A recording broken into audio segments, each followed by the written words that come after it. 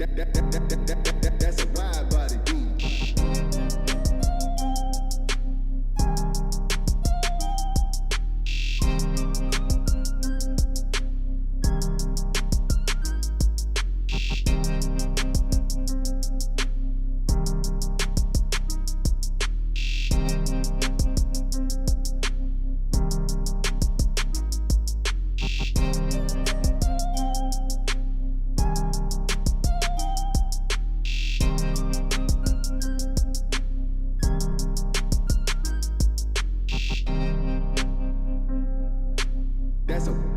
That's a wide body beat. That's a wide body beat.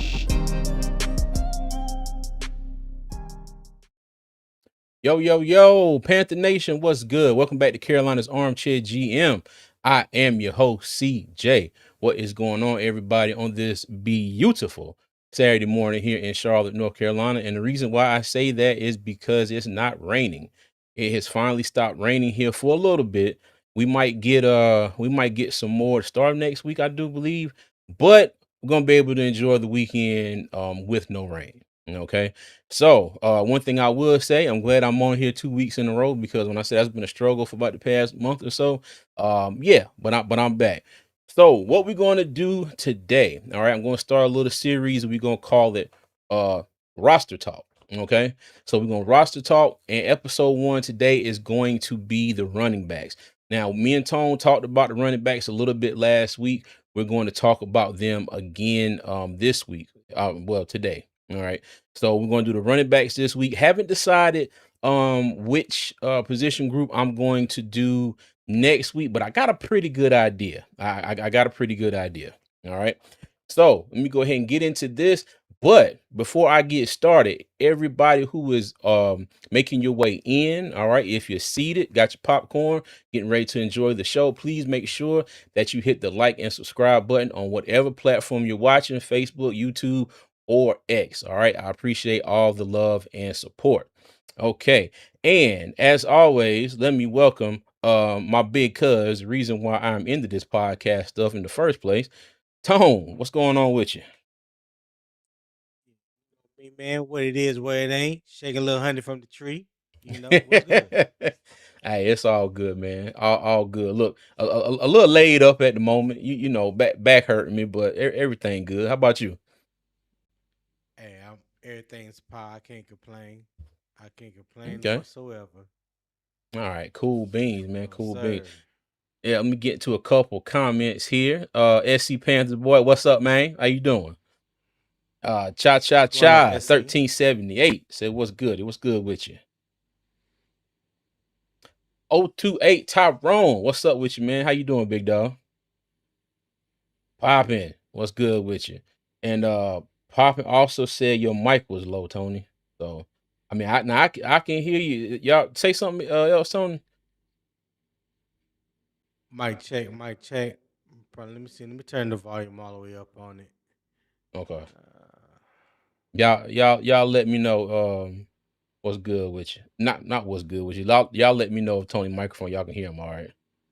can you hear me now, popping? Yeah, well he should. I can hear you real good. Kevin Hubbard, what's going on with you? He said Panthers Nation. What's good with you, big dog? All right, let's go ahead and roll with it, cuz. All right. Okay. Now, all right. Now, the first thing I want to talk about, he said, "Yeah, you good now." First thing I want to talk about Great. is not directly connected to the Panthers, but kind of indirectly connected to the Panthers. Myles Garrett was traded to the Los Angeles Rams for Jared Verse, and I think the Rams sent a first round pick in next year's draft, and I think a third round pick, if I'm not mistaken. Um, and everybody is like, wow, like how did the Rams get away with not giving up what everybody thought they should have to pick up Myles Garrett? Now, mind you, did get rid of Jared Verse. If I'm not mistaken, he's still on his rookie contract, so we can see what he going to do. He get over there. But the crazy thing was he showed up to Brown's OTAs and they gave him number 8. Him and Dylan Gabriel out there at the same time with the number 8. And I'm just like, yeah, Gabriel, Oh, you better tripping. go ahead and get that 8 up, dog. It's not yours anymore. Yeah, pretty much. I was tripping when they was talking about it, and I saw a couple Cleveland Brown podcasts. Of Mm, course, a big thing is being made of it. Hold on. Excuse me, I'm sorry. Of course, a big thing is being made out of it. So mm. yeah. There was like Dylan Gabriel was like, he just could offer me some money for it. And Yeah. everybody and people was like, dog, you are non-irrelevant. You the emergency quarterback right now. You just gonna get your number taken, pretty much. I mean, hell, they got like what? They got like 7 quarterbacks. I know they got Yeah. Watson is back. They got Gabriel. They got Sanders. I don't think Jameis Winston is still there, if I'm not Green. mistaken. No, Jameis Winston's in New York with the Giants. But the Okay. guy that they just drafted from Arkansas, Oh, Taylor was it Taylor Green. Green? Yeah. Oh, that's Yeah. right. That's bruh. Yeah, let me tell you, Hmm. the Rams was like, we just going not Rams, the Browns was like, we just gonna, get a bunch of these guys in here and see, maybe it's a situation where they're just gonna keep bringing in quarterback talent and then keep,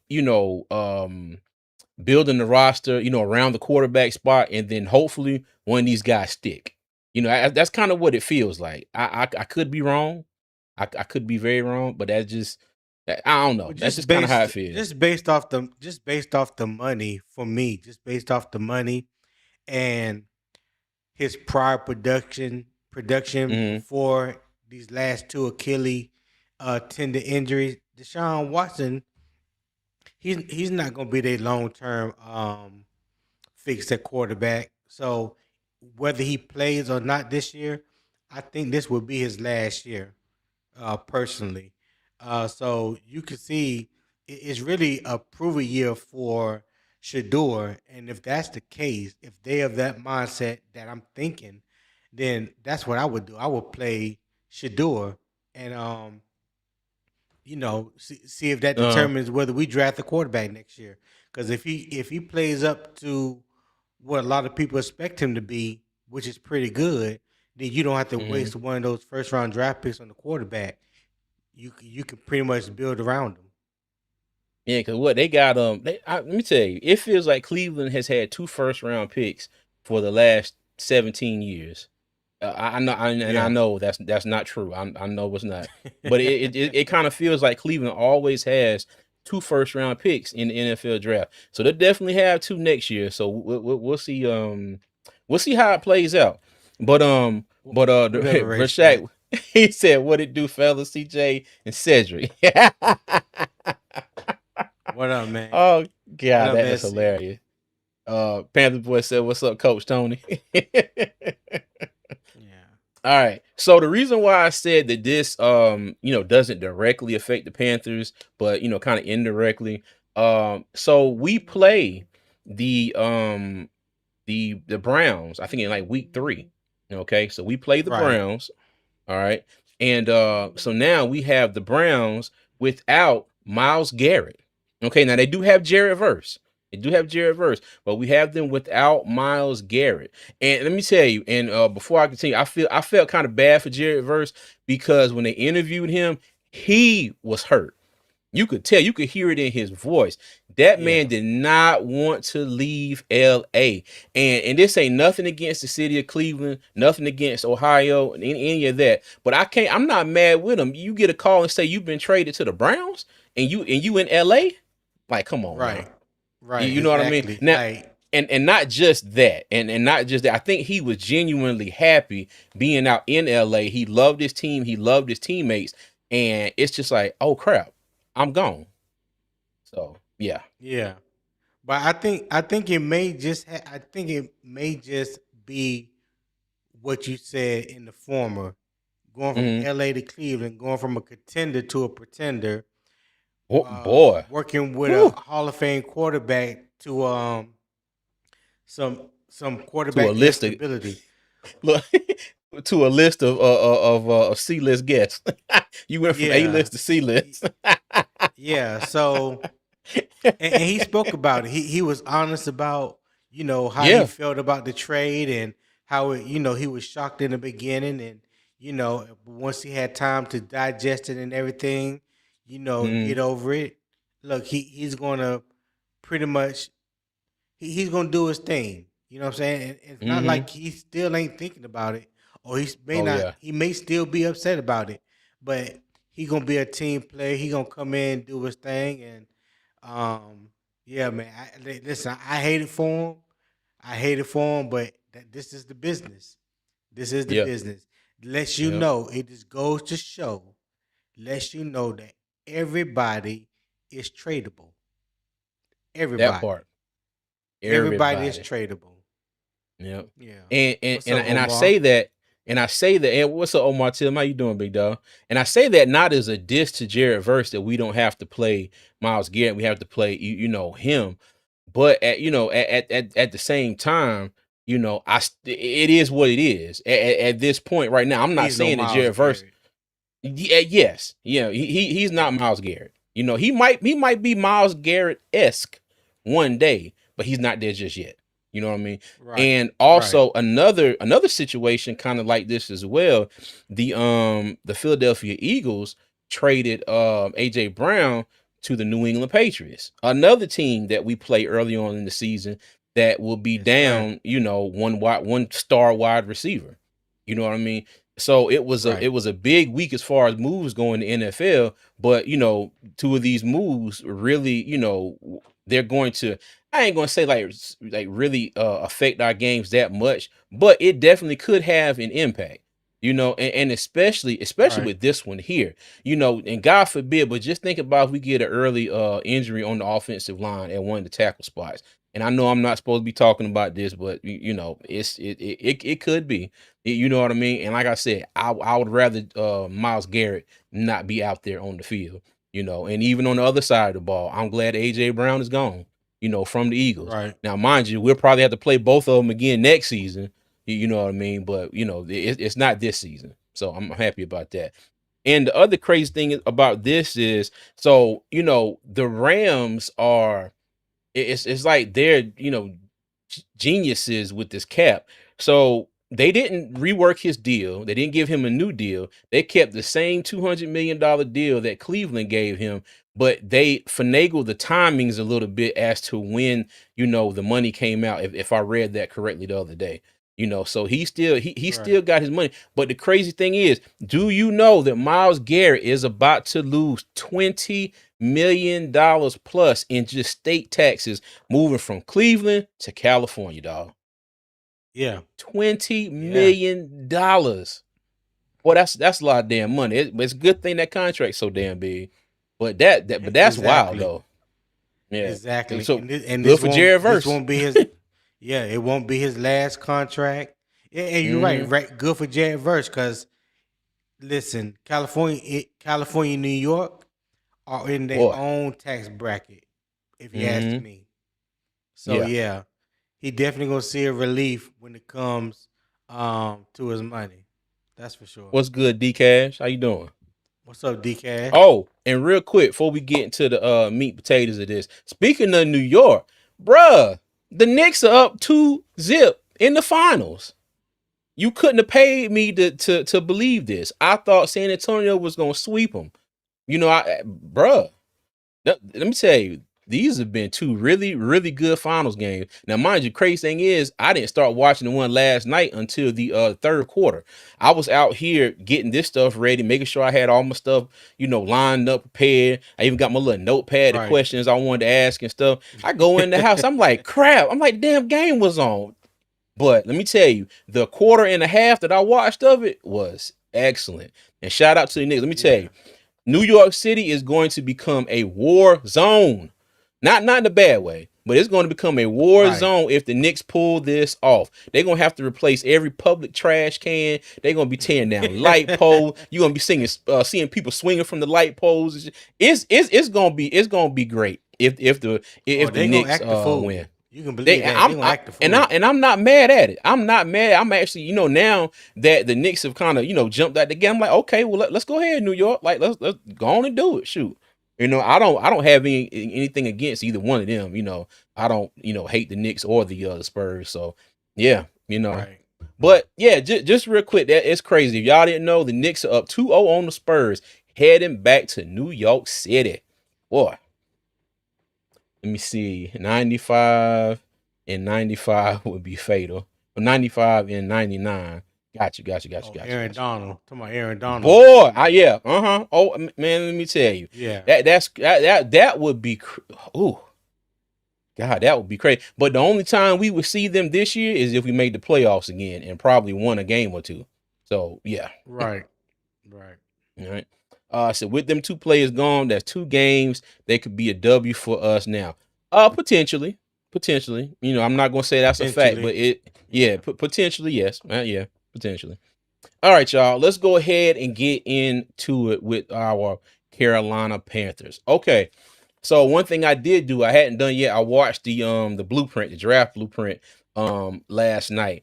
And the one thing I was saying, I got it right here on the bottom of the screen. It was never not a tackle. Okay? Never not a tackle, dog. I mean, so all you heard was best player available, best player available, best player available, best player I'm available, not. best player available.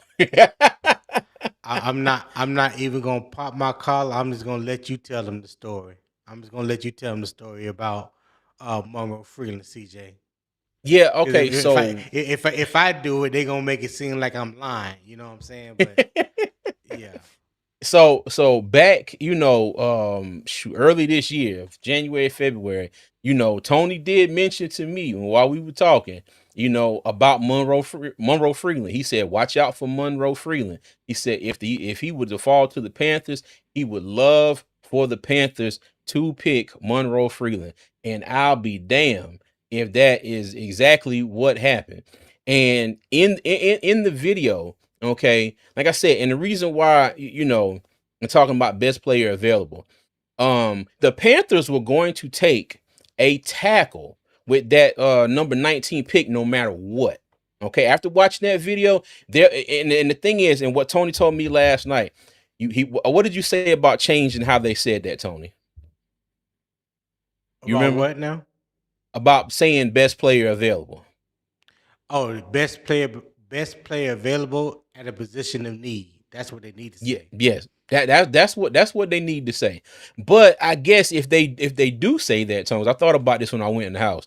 If they do say that, they might be tipping their hand somewhat as to what they're going to do, because teams are going to look at their position of need, and looking at this, and you got Brant Tillis right there, and I forgot the guy's name behind him. It was Eric something, but he was steadily keeping them, aware of the odds. Okay, there's a 50% chance that this person's going to fall. Now it's a 60% chance. This other person over here, there's a 30% chance. So through this whole process in the first round, they were keeping track of the odds of certain players falling to them.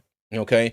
And Hmm. because I think a few teams wanted to trade with him.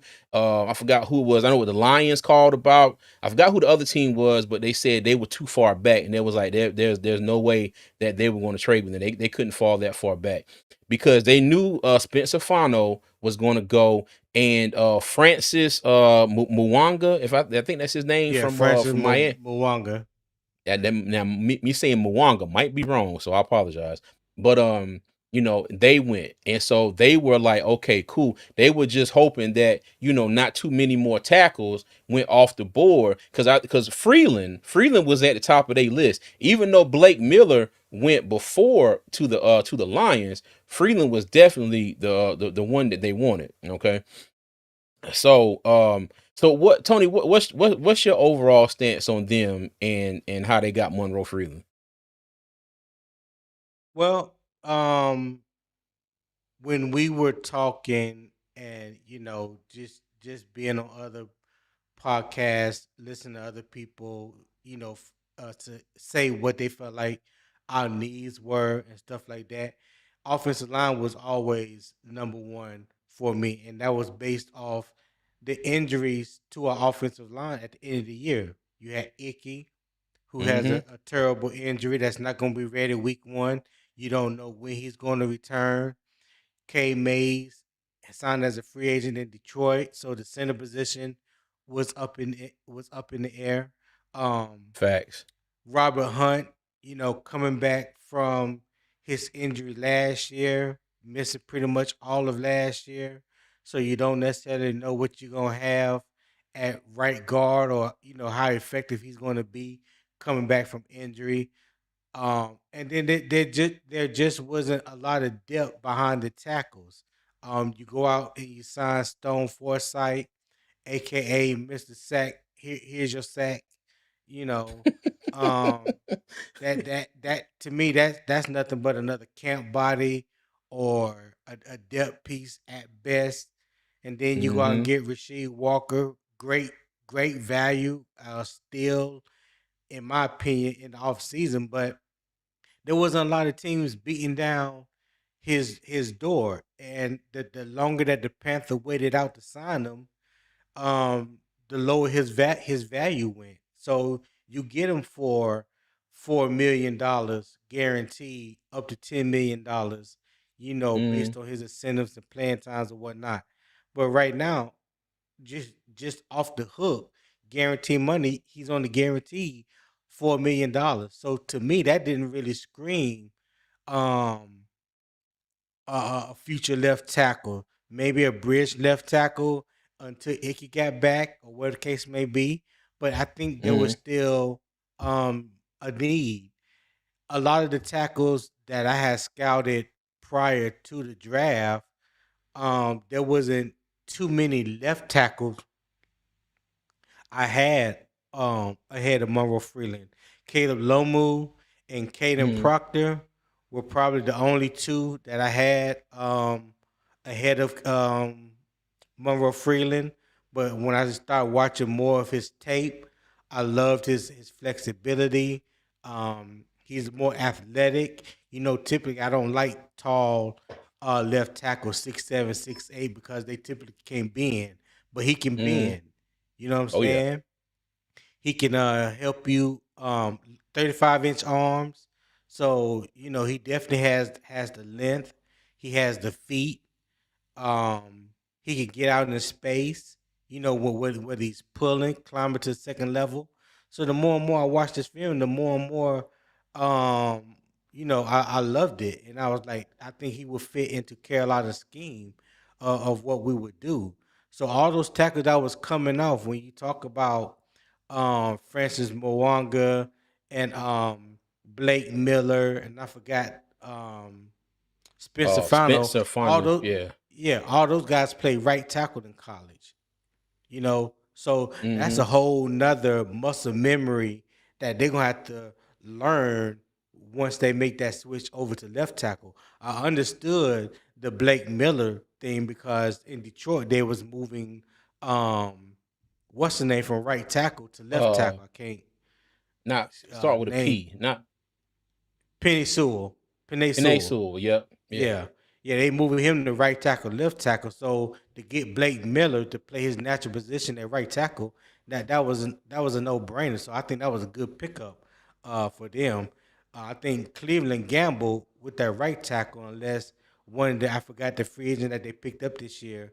If if they looking at him being the left tackle and Spencer Fano playing right tackle his first season, but Mm-hmm. it I'm glad I was either looking for an offensive line or linebacker, but when Monroe Freeland fell and we selected him, yeah, yeah, I was I definitely feel you. excited. I feel you. Okay. Bet. Let me see here. Mr. Big Walk, what's going on with you? He said, I think every team knows and understands that it's best available player at position of need. You can tell because even Dan was calling out other teams' picks in the blueprint. Yes, he was. Yeah, Um, yes, it Tip was for Drill sure. Will. What's going on, Will Robinson? How you doing, buddy? He said, what's Tip up, Jared Will, CJ what's and Tony? happening? Hey, What's and happening so with you? Rashak said, who y'all think was the better option, Miller or Freeland? And I think Tony just explained why Freeland was the better option. Because Freeland's coming in, he's already, at that left tackle spot. Blake Miller was a right tackle, even though he did have some reps at left tackle, but it was maybe a season or two ago, and it wasn't a whole lot of reps. You know what I mean? So he's not Right, completely foreign to the position, but it still would be some work that would have to be put in for Blake Miller, as well. And the thing is, now mind you, I'm not, even if Icky was healthy, I'm not even going to, you know, Well, no, I probably would rule out them taking a tackle in round one because you got Icky and you got not Monroe Freeland. You got Icky and you got Taylor Moton. You know what I mean? So they would probably be drafting depth later on in the draft, and maybe even still bringing in the Stone Forsyth guy, as depth or whatever. But it probably would have been a different pick. But Right. and I think yeah, yeah, because I think it might be a situation where if Monroe comes in, balls out, if he wins the starting job, then you got Rasheed Walker, who, if I'm not mistaken, and tell me if I'm wrong, could possibly play right tackle as well if something happens to Taylor Moton. Because my thing is, and I don't know Stone Forsyth personally. All I know is the numbers that I see Don't on the want it no field, and I more. don't want none of them numbers to translate to Carolina this Don't year. I want want him him at to, all. Don't want him. yeah, Period. I want him on the bench as much as possible if he makes this roster. So yeah. Listen. He ain't doing us Yeah, no Blake favors. Miller went He ain't even first. got. He don't even have to be on the team. I Yeah, he mean, really don't, because he ain't I guaranteed ain't nothing. tripping. So we'll see. Yeah. I'm not tripping. I don't think nobody's hmm gonna lose no sleep if we read that Stone Foresight has been released or waived. Nah, mm-mm. Nope, Yeah. not at all. And a couple more things coming out from the blueprint. They were let me tell you, Dave Canales was a little bit tight that they didn't get Chris Brazel, in the second round, but they went ahead and they went defense. And you saw Jiro Evero was like, he wants to go depth, and rotation, on the defensive line. And they showed where they interviewed Lee Hunter, and they were like, yo, we believe he's gonna be a starter, at some point in this season or in the future, in this league. So they went ahead and they thought that they were a little scared that he might go. So they traded up a couple spots and picked him up. And then when Chris Right. Brazel fell to them in the third round, they were just like, holy crap. They can't, because when they got to the pick, the phone started blowing up. People started calling. And then when they went in and got that guy, I forgot what team picked in front of them. I think it's the Vikings, and they took somebody else. And after they picked Brazel, then Brant Tiller's phone, he started getting text messages like, "Oh my God, that's who we want." He said they got calls from, I think, the Raiders, the Chiefs, and somebody else. Because I think they all wanted to trade up, to try and get Chris Brazel. Because they was talking about how one of the scouts, he was a scout wide receiver coach, and they were talking about how Chris Brazel there's not too many players with speed, can take the top off of defense, can go up and get these contested 50-50 balls, still land on their feet and continue their route and run it for additional yards or possibly a touchdown. He's got he's got great Right. balance. He can point the ball, he can catch it, and he can come down, keep his balance, and still take off and continue the route. Like I said, potentially get a touchdown. So that was something that they were, like I said, Dave Canales was geeked up when they, all of them, him and Dan Morgan, they were geeked up when they got Chris Brazel. They said, "Hey, it's Dan Morgan, the Carolina Panthers. Say, you ready to be a Panther? On my mama, let's go."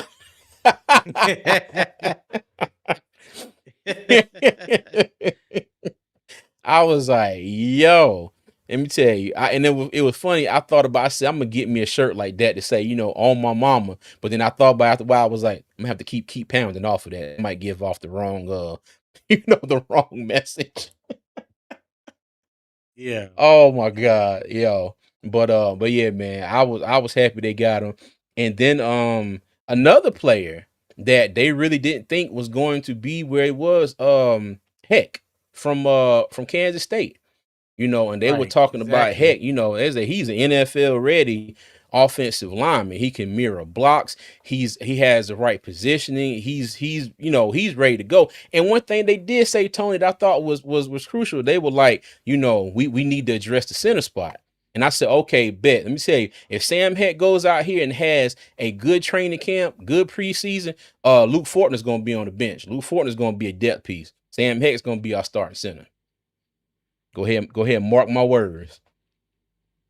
Hey, when in the blueprint when they was talking about Sam Heck, that was one of the things that Dave Canales leaned over and he was saying to Dan Morgan.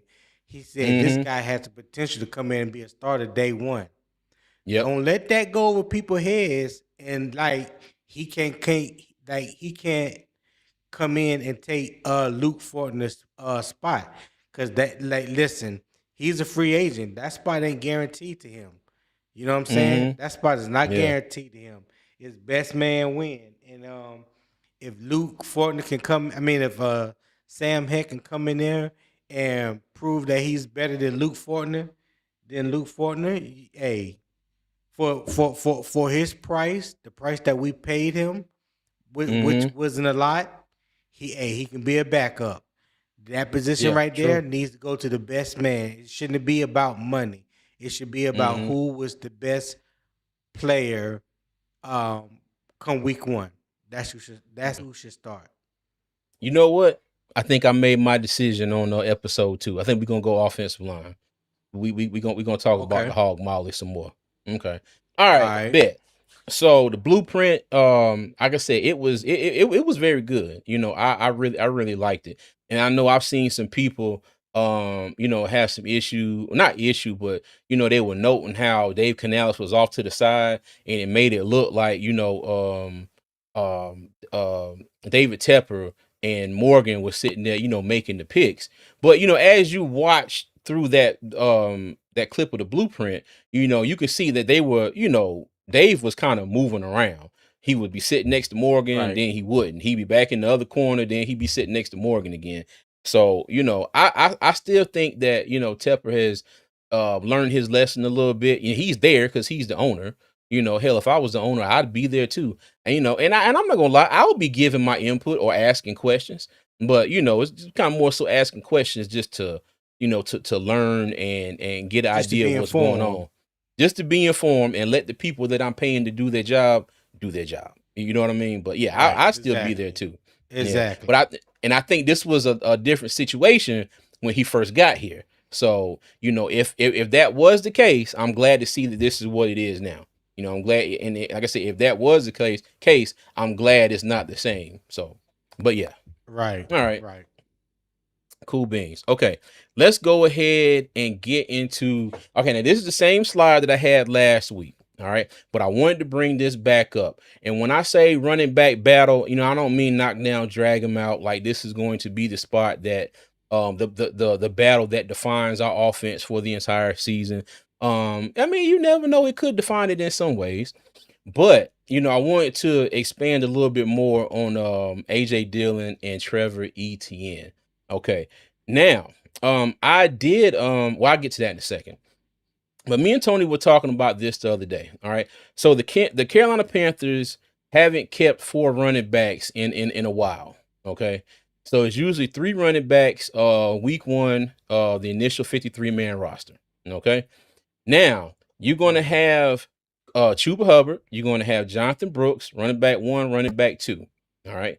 And I'm going to say this right now, look for that to, I ain't going to say possibly change, but, look for the distribution of carries and snaps to change as the season goes on if Jonathan Brooks stays healthy. Okay. But here's my thing with these two right here. Okay. If it comes down to it, and one of these guys has to go. Okay.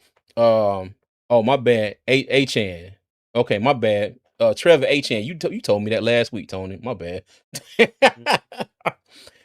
Trevor A-Chan. Okay. My apologies, Mr. A-Chan. But so if it comes down to it, right? And you have to decide. And when I say you, I mean the Panthers offensive staff. Okay. You have to decide whether you want to keep AJ Dillon or Trevor Achan. All right. Which one do you want to keep? All right. And all y'all in the comments, please let me know which one you want to keep and why. If that's the way this situation plays out. All right. I'm not guaranteeing that this is going to happen, but it's been kind of running in my mind lately because I'm like, and Tony, I'm gonna let you go first. Okay, I'm gonna let you go first. Give me what you would do in that situation, or what do you think your ideal situation would be for this Carolina Panthers running back room? When it comes to those two, AJ Dillon and Trevor Achan, um, I can't discount the fact that Trevor Etienne brings value on special teams. If Mm-hmm. nothing else, he brings value to an important part of the team, which is special teams. AJ Dillon doesn't do that. He doesn't play special teams. He Okay. has 2 kickoff returns in his NFL career, and that was last year in Philadelphia. Okay. Um, like I said, when AJ Dillon was coming out of Boston College, I thought I was seeing the second coming of a Brandon Jacobs. Big, Mm. physical running back. You know, I mean, you talking about a guy that was putting in work when he was in Boston College. I Facts. have not seen that come to fruition since he's been in the NFL. Mm-hmm. So he's been a little bit more of a disappointment when it comes to that. Um, I think he had his best 2 years in the league was his first 2 years in Green Bay, and I think he didn't have no more than 800 yards. I think it was like 805 yards was the most he's had in one season. So it's not like in I think the 6 or 7 years, 5 to 7 years that he's been in the league, like he hasn't really did anything special. And I say that because I expected more from him coming out of college. You know what I mean? I really Mm-hmm. expected more out of him coming out of college. So I just don't see right now, even though we got him at a great value. Again, we didn't break the bank or we didn't sign no big contract when we signed him as a free agent. I think he's making the vet minimum, if I'm not mistaken. But Mm-hmm. when you just look at what role will they play and will they contribute to the 53-man roster, and if I had to choose today, I would have to go with Trevor Etienne because of his special teams value. Because when you're the third, like you said, if Jonathan Brooks is healthy and remains healthy throughout the season, the bulk of the carries is going to go to Jonathan Brooks and Chuba Hubbard. Mm-hmm. So what you gonna get from AJ Dillon and Trevor Etienne? I mean, Trevor Ah, Etienne ah. is going to be, it brings more value. That's my opinion. Okay. All right. Hey, and shout out to Dream 58 for the $2 super chat. Appreciate you. As I always said, on my mama, keep Hey, can Oh everybody hear God. me? Hear me just good? Do I sound too low, too high? Y'all let me know in the chat. All right, yeah, y'all do that for. Hey, appreciate you, Dream. Hey, okay, you know what? Let's go and look. Okay, first we're gonna look You at you're not off the hook. Who would you take? What's no, your no, no. I Go was ahead. gonna pull up some stats that like you were talking Oh. about. That's all. Yeah, Oh, yeah, okay. yeah. Hold on. Okay. I got you because I got you. I got you. I got you. Okay, so right here. All right, so this is. Let me Let me see see. that. Load this up. Hold on. My bad. Hit the wrong button, y'all. Give me 1 second. Who that fella? Okay. Who that? Who that Mm. is? So who that fella on the that screen? that's me if my fat ass was in shape. That is what I aspire to be here soon. Okay, so I pulled up the returning stats from last year. Okay, so we talking about Trevor Etienne and his value to the team. Okay, so Right. as far as yardage goes, he ranked 19th. All right, as far as return yards, kickoffs. I'm sorry, kickoff yardage. All right, Okay, he so he was 19th in the yeah, league. yeah, he had an average of 23.6 yards per return. Okay, he had 163 yards of punt returns on. Let me see, he had 17 kickoff returns, 20 punt returns. So he had a 8.1 average as far as punt returns go. Punts. Okay. Okay. All right. Now let me bring up, AJ Dillon. Okay. So when we were talking about before, AJ Dillon is making, the league minimum, So if the Carolina Panthers were to cut him, they'd only be out $100,000 as far as dead money, and they would save $1.1 million towards the cap. Okay. But that was if they cut him pre-June. They cut him post-June, it's basically the same thing. All right. Now, So basically he has a very cuttable contract. very, very, very cuttable contract. Very cuttable. Now, when you go to and let me find them. Give me a second, because let me see if I can't get Mr. Achan. All right. Now he's on his rookie deal, 4-year rookie deal.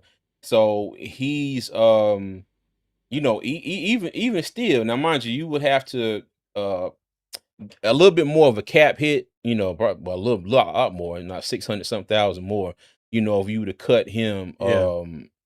this year as far as, dead money, and not that much on cap savings. Well, I mean, it would be some cap savings. It wouldn't be a situation where the Panthers would be in the red. Okay.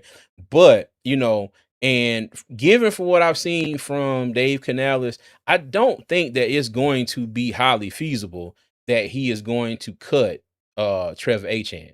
Okay. I don't think that's the case. All right. Now, we also have AJ Dillon and what he has done, Now, mind you, last year, you see he had 12 carries for 60 yards. He averaged 5 yards a carry, but he was behind Saquon Barkley. You know what I mean? So what more do you expect? Okay. So his first, what is this? 5 years in the league. Well, let me see, 1, 2, 3, 4, 5 years in the league. Now, mind you, so his first year, 11 games, 46 carries, 242 yards. Now, if I'm not mistaken, hold on, let me go to Green Bay, because he was sharing time in that backfield with Aaron Jones. And let me go back to 2020. Okay, and let me see. Aaron Jones. Okay, so he was sharing the backfield with Aaron Jones in 2020. Let me see about 2021. Aaron Jones was still there. Aaron Jones was still there. But it was more of a Aaron Jones missed 2 games, but their carries were, pretty similar. All right. Right. So hold on. So let me go back to AJ that was his Dillon. best year. That was his best year. Mm-hmm. Yeah. Okay. So now let me go back over here. All right. And get to, my thought process on both of these gentlemen right here. All right. Now, if you get into a situation where they have to cut one, I'm not going to lie. I would rather keep at this moment. I'd rather keep AJ Dillon. Okay, and this is just from my preference. I know that Achan, I'm sorry, offers you more as far as in the return game. Okay, but I also believe that there's some other people on this roster that they could put back there to take his spot as a kick returner and a punt returner. Okay. You could probably throw Jimmy Horn Jr. back there. I mean, hell, and I know you completely disagree with me about this, Tony. You can even throw XL back there. It's not like he's foreign to it. You know what I mean? Now, as far as AJ Dillon, and I have nothing against Trevor Achan. I'm not here saying that he's garbage and he's trash and he hasn't brought, he hasn't contributed anything. I think he did fairly well kick and punt returns. He had a couple crucial fumbles last year, but outside that, I think he played great. And like I said, now this is just if they have to choose one or the other, I'm going with AJ Dillon. I've wanted that big power back in Carolina for many, many years now. And let me see. Hold on, somebody. Oh, okay. Stratted 843. What's going on with you? Said Chuba does everything AJ does and more. Talk to him, okay, Stratted. Talk to him. He don't hear you. It is. I get what you're saying, but my thing is when it comes to those crucial 4th down and shorts, half a yard, yard and a half, is Chuba Hubbard going to be better than AJ Dillon in that situation? You know what I mean? I'm thinking about that. Go ahead, Tom. Not gonna say just based off recent history. I say within the past year or two, Chuba has proven that he can get those tough yards. Do he get them every single time? No, he does not. No running back does. But there You has right. been some crucial moments, in my opinion, when we needed him. Chuba has got him. So, Mm-hmm. like strategist said, like there's nothing really that AJ Dillon is going to offer uh to this offense that Chuba can't already do. Like I said, he's a big boy, but he doesn't play up to his weight. He does not play up to 6 feet, 245, 250. Call him Quadzilla and all these names that he had Mm-hmm. coming out of Boston College. Well, he don't play up to that. He Mm-hmm. just don't. Mm. Let me tell you, I'm on the AJ Dillon bus sitting in the back by my damn self today. Yeah, yeah, yeah. Boy. You can have the whole back to yourself. Hey, let me tell you, hey, look, but you know what? Though? I'm gonna get me a pillow. I'm gonna stretch out in that motherfucker, and I'm gonna be comfortable because this is how I feel, and I'm not changing my Yeah. stance unless something extraordinary happens And between you know now what? and regular season. When I think about it, he was a third running back in Philly last year because if They I'm had not mistaken, I'm trying to think. Hold on, I'll tell you. Was it game? No, it wasn't Gainwell. I think Gainwell had already left. It was Hold on, somebody. I'll It tell was you. somebody else that Philadelphia had. Tank Bigsby. Tank Bigsby. There you go. Tank Bigsby. Tank Yep. Bigsby. So you were the third string in Philadelphia. You're Mm-hmm. probably more than likely going to be the third string here in Carolina, especially if Jonathan Brooks is healthy. Takes, I mean, listen, I like AJ Dillon. Like I said, I love them coming out of college. I love them coming out of college, man. But to me, from what I expected from him, it has Mm-hmm. truly been a disappointment when I watch him play now because the power back that I saw, which me and you both have alluded to in the past, that Carolina really needed a power back. I just feel like Chuba has kind of grown into that, even though he may not look like your typical power back. But I think he's grown in. I think he's grown into that because he runs behind his pads a little better. He has a little bit more of a forward lean. Like only time you really see Chuba get stopped for yardage is when he stop his feet. If he keep his feet moving, he's typically getting positive yards, whether it's 1 yard, 2 yards, 5 yards. He's typically getting something positive when he keep his feet moving. And like I said, Man. I'm just AJ Dillon will have to show me. He will have to show Yeah. me a lot in the preseason for me Mm. for me to come onto that side. Yeah. I got you. So sometimes I feel like Chuba Hubbard sees a 40-foot brick wall, and then he sees 1,000 feet of clear pastures and clear running lanes, and he runs his ass straight into that brick wall. You know that some and like I said, and that's just me. Okay, I don't know. I'm pretty sure I've seen the comments now. I'm probably the only one that feels like that. But 'cause we talked about. Trying to say there's a reason why we got him at the dollar store. Ah, boy. Hey, true. I'm not. Oh I'm not even going God, to. that was a I'm not good even going to one. That disagree was a with good that. one. Hey, but Red Swan, what up, Red? He said, "Good morning, CJ and Greek." Greek. What up, Does Red Fire AJ's Bomb? does AJ's injury history that kept him off the field in the 2024 season factor in your decision to go with AJ over ETN? I'm not even gonna lie to you, Red. I forgot he missed that whole season. I forgot. I sitting Yeah, here looking at pretty the numbers. I'm much. like 22, 23, 25. I completely Yeah. forgot about that.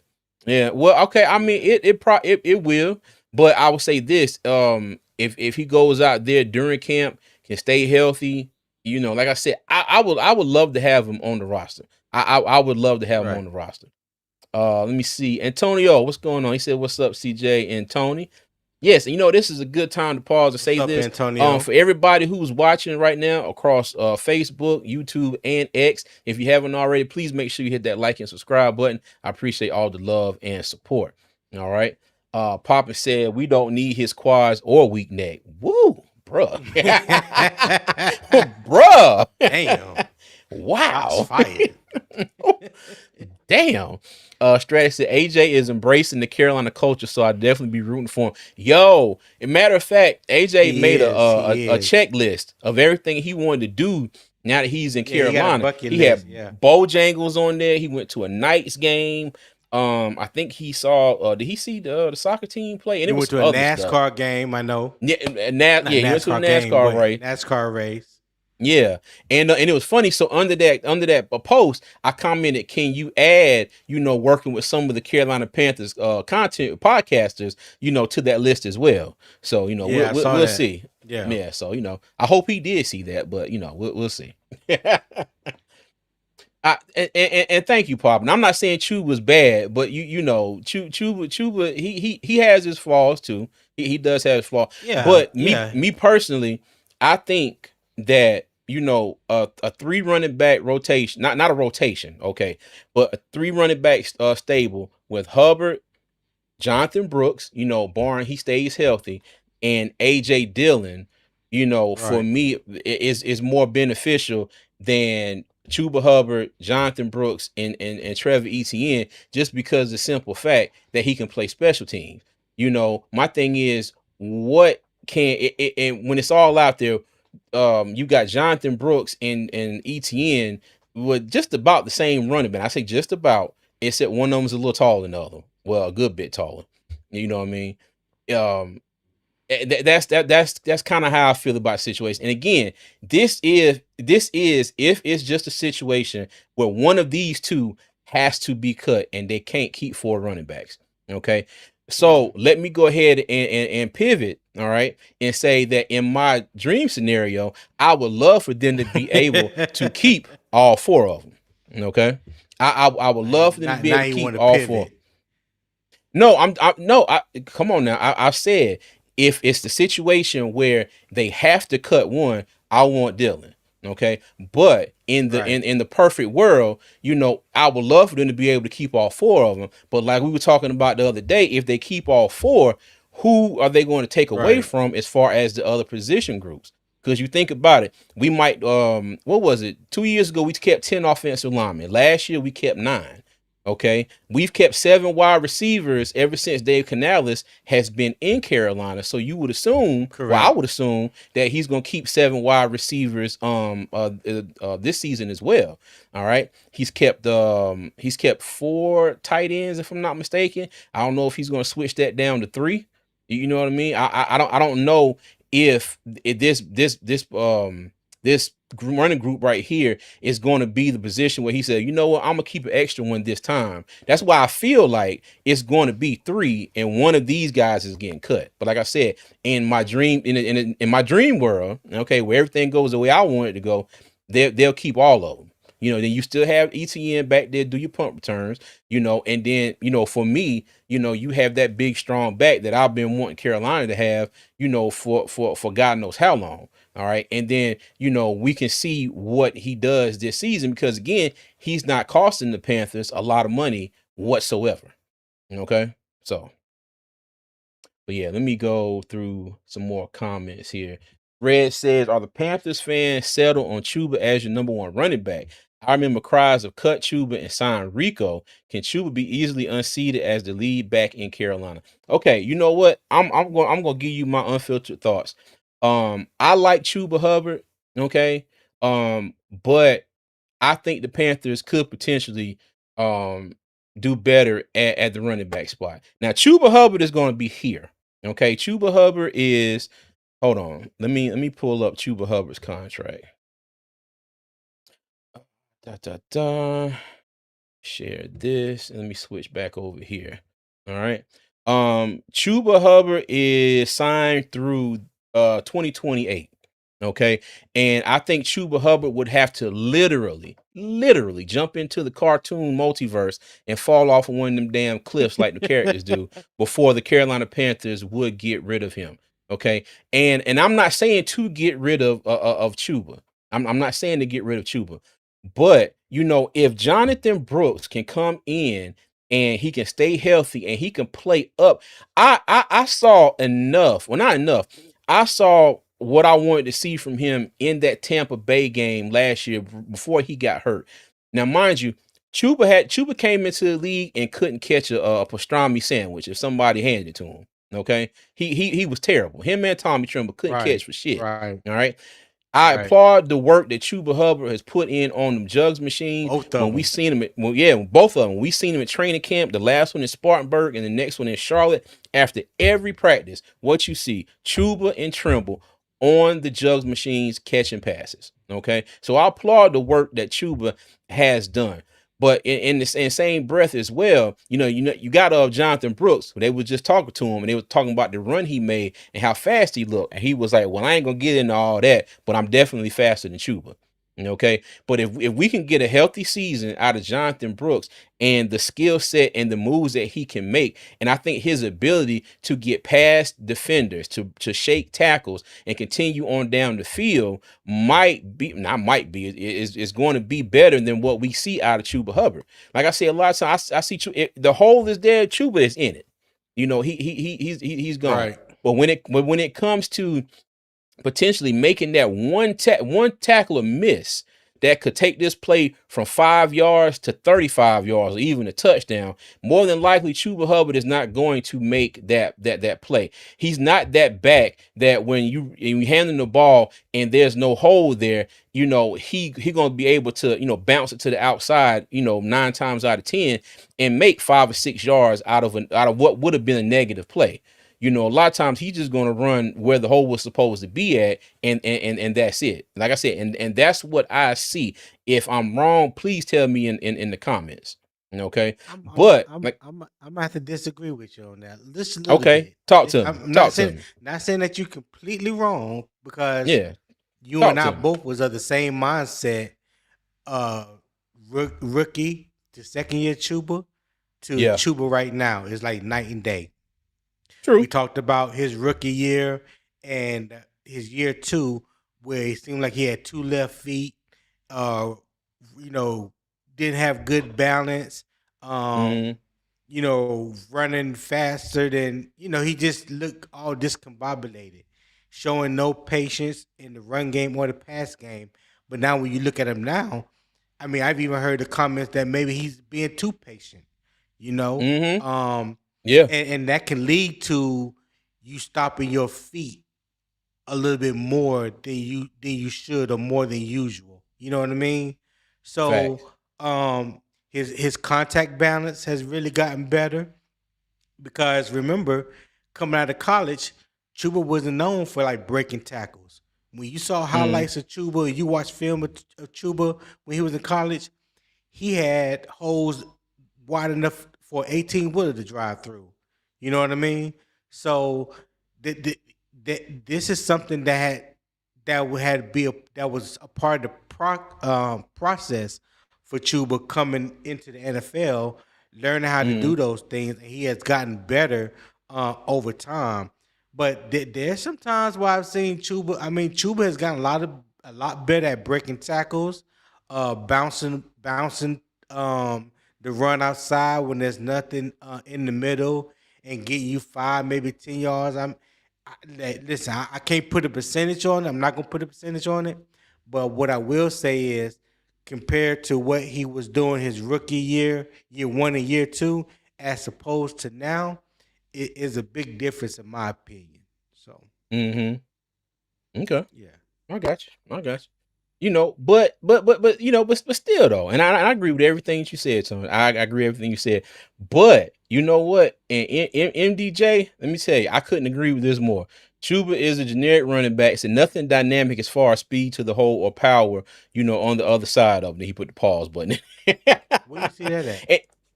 The comment right here. MDJ. Oh, now you got it up there. You had somebody else comment up there. Oh, got you.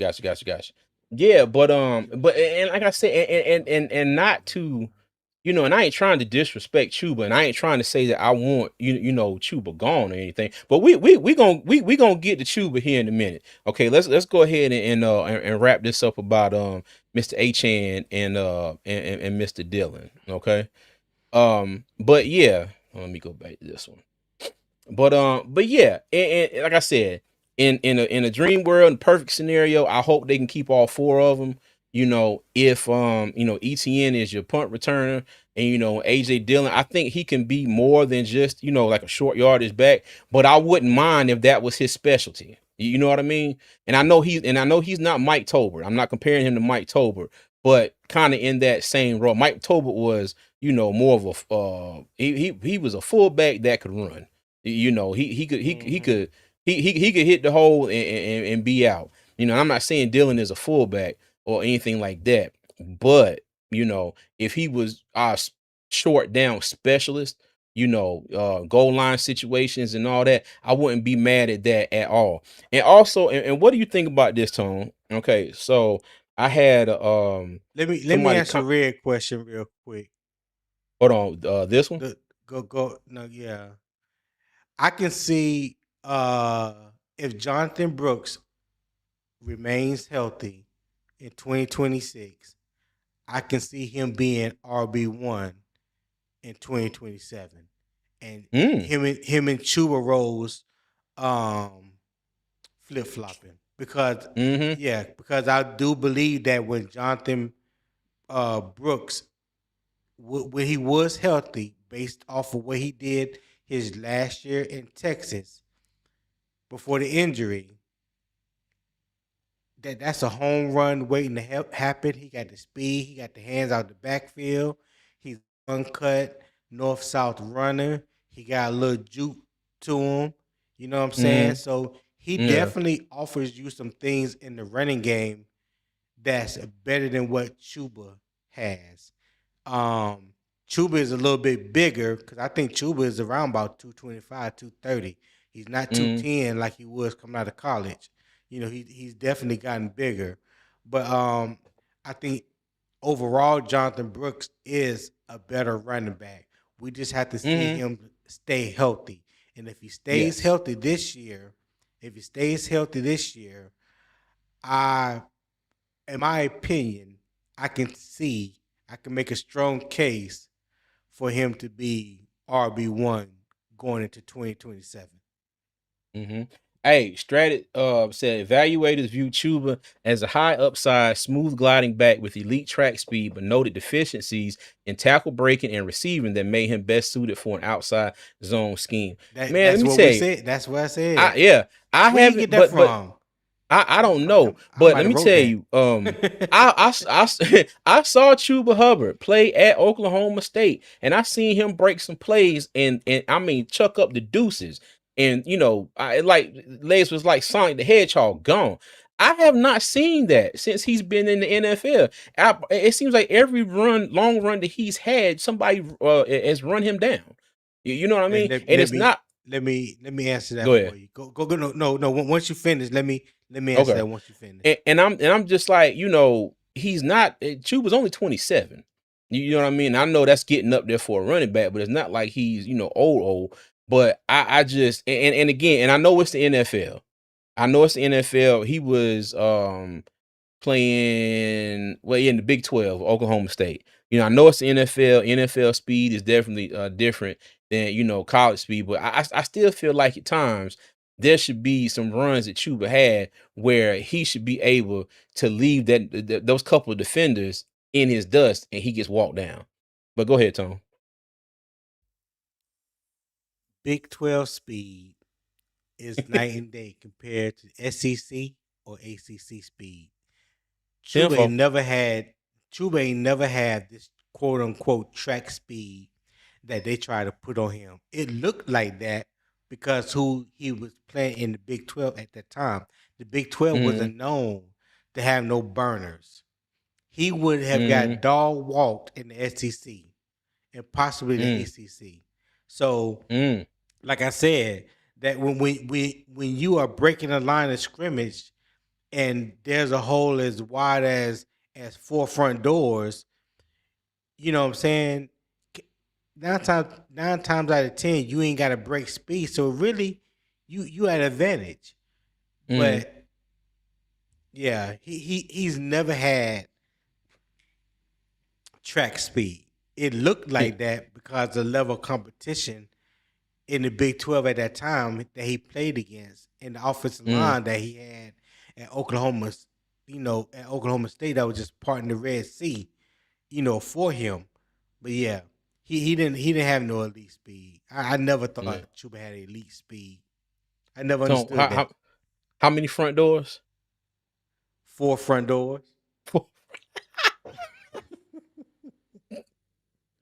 I'm sorry, yeah. I don't know why that made me laugh. He said 4 front Yeah, doors.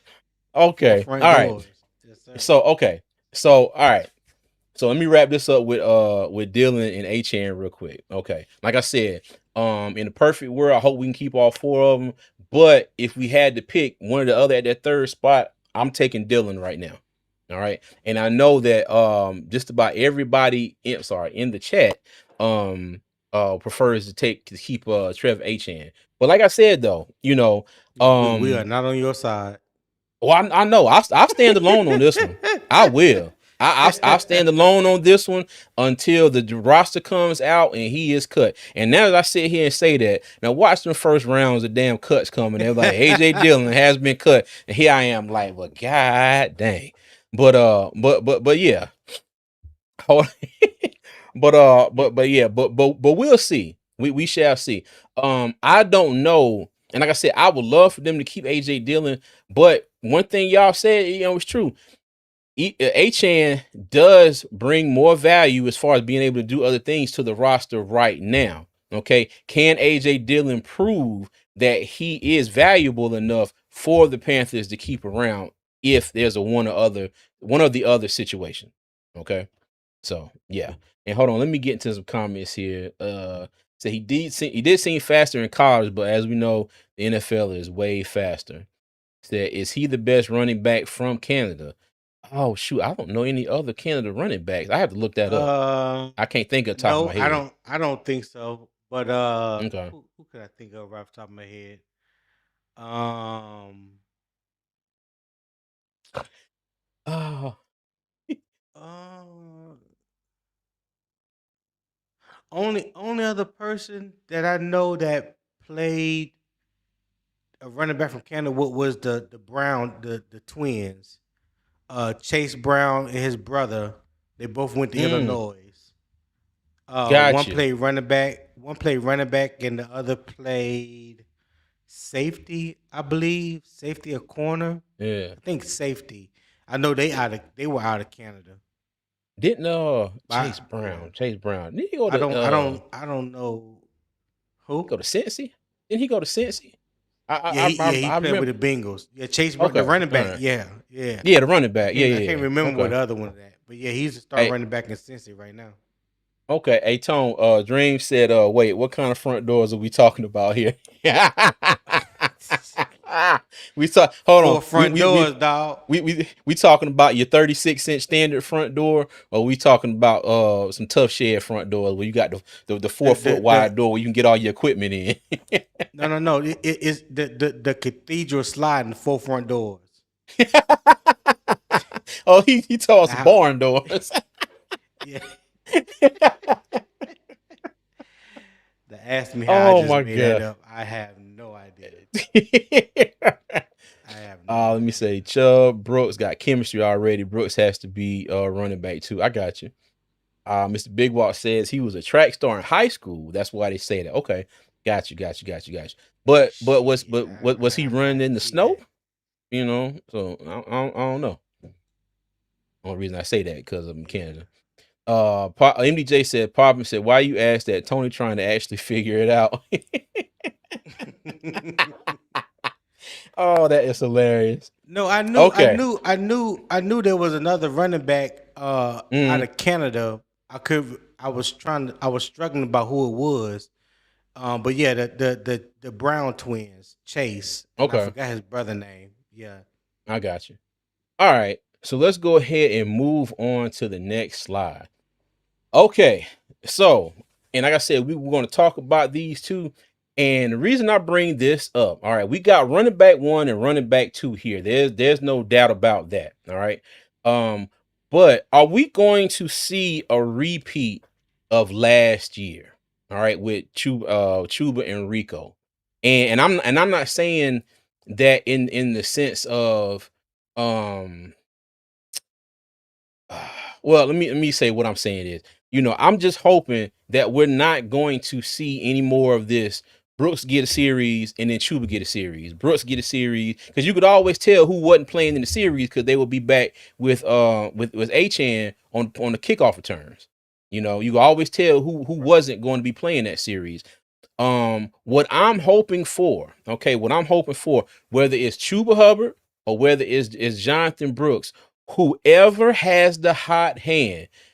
And I got Dave Canales in this picture right here, even though Brad Isaac is calling the plays, but we all know that Dave Canales is going to have all 10 fingers and 10 toes in that offense as far as influencing what goes on. Okay, other than being out there on the field and actually calling the plays. Dave is still going to have influence, a big influence on that offense. My thing is this. But he let the running back who has the hot hand at the moment continue that hot hand, until they show signs of, that hand is cooled off and we need to change it up, put somebody else in. Or is it going to be this system where it kind of felt like to me, I'm trying to be fair, to both of them. It was just like, okay, well, Rico, you did great when Chuba was out. But we got Chuba. Chuba is signed for the next 3-4 years. So we got to make sure Chuba gets his reps. You know what I mean? My thing is this: if I'm Chuba, I'm like, I'm getting paid. I got the money, but at the same time, I not doubt it, but sometimes I wondered if the ultimate goal of winning games and scoring points on offense was at the forefront as far as the running backs last year. You know what I mean? Because at some certain point in last season, I felt like, okay, cool, Chuba is back, but Rico still needs to be the featured back. And it all started in that damn Jets game. And it was series after series after series. And I didn't like it then, and I didn't like it for the rest of the season. So, but that's what I got on here. Are we gonna have a top dog?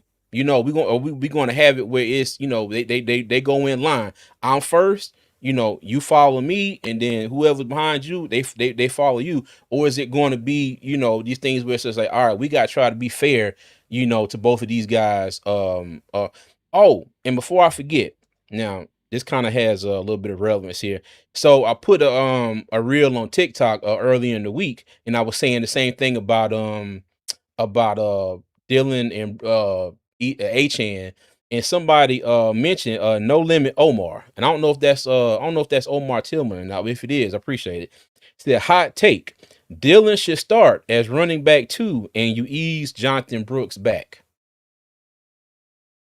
Now I know that's going to be a wild take, but I don't see that being so far fetched that it could never. It has a 0% chance of happening. But I just wanted to mention that comment because that never crossed my mind until earlier today. Well, like you always tell me, anything is possible. Yep. I can see the possibility in that happening, you know. If you still want to be cautious with Jonathan Brooks, if you still not comfortable as a head coach to put that type of workload on him being the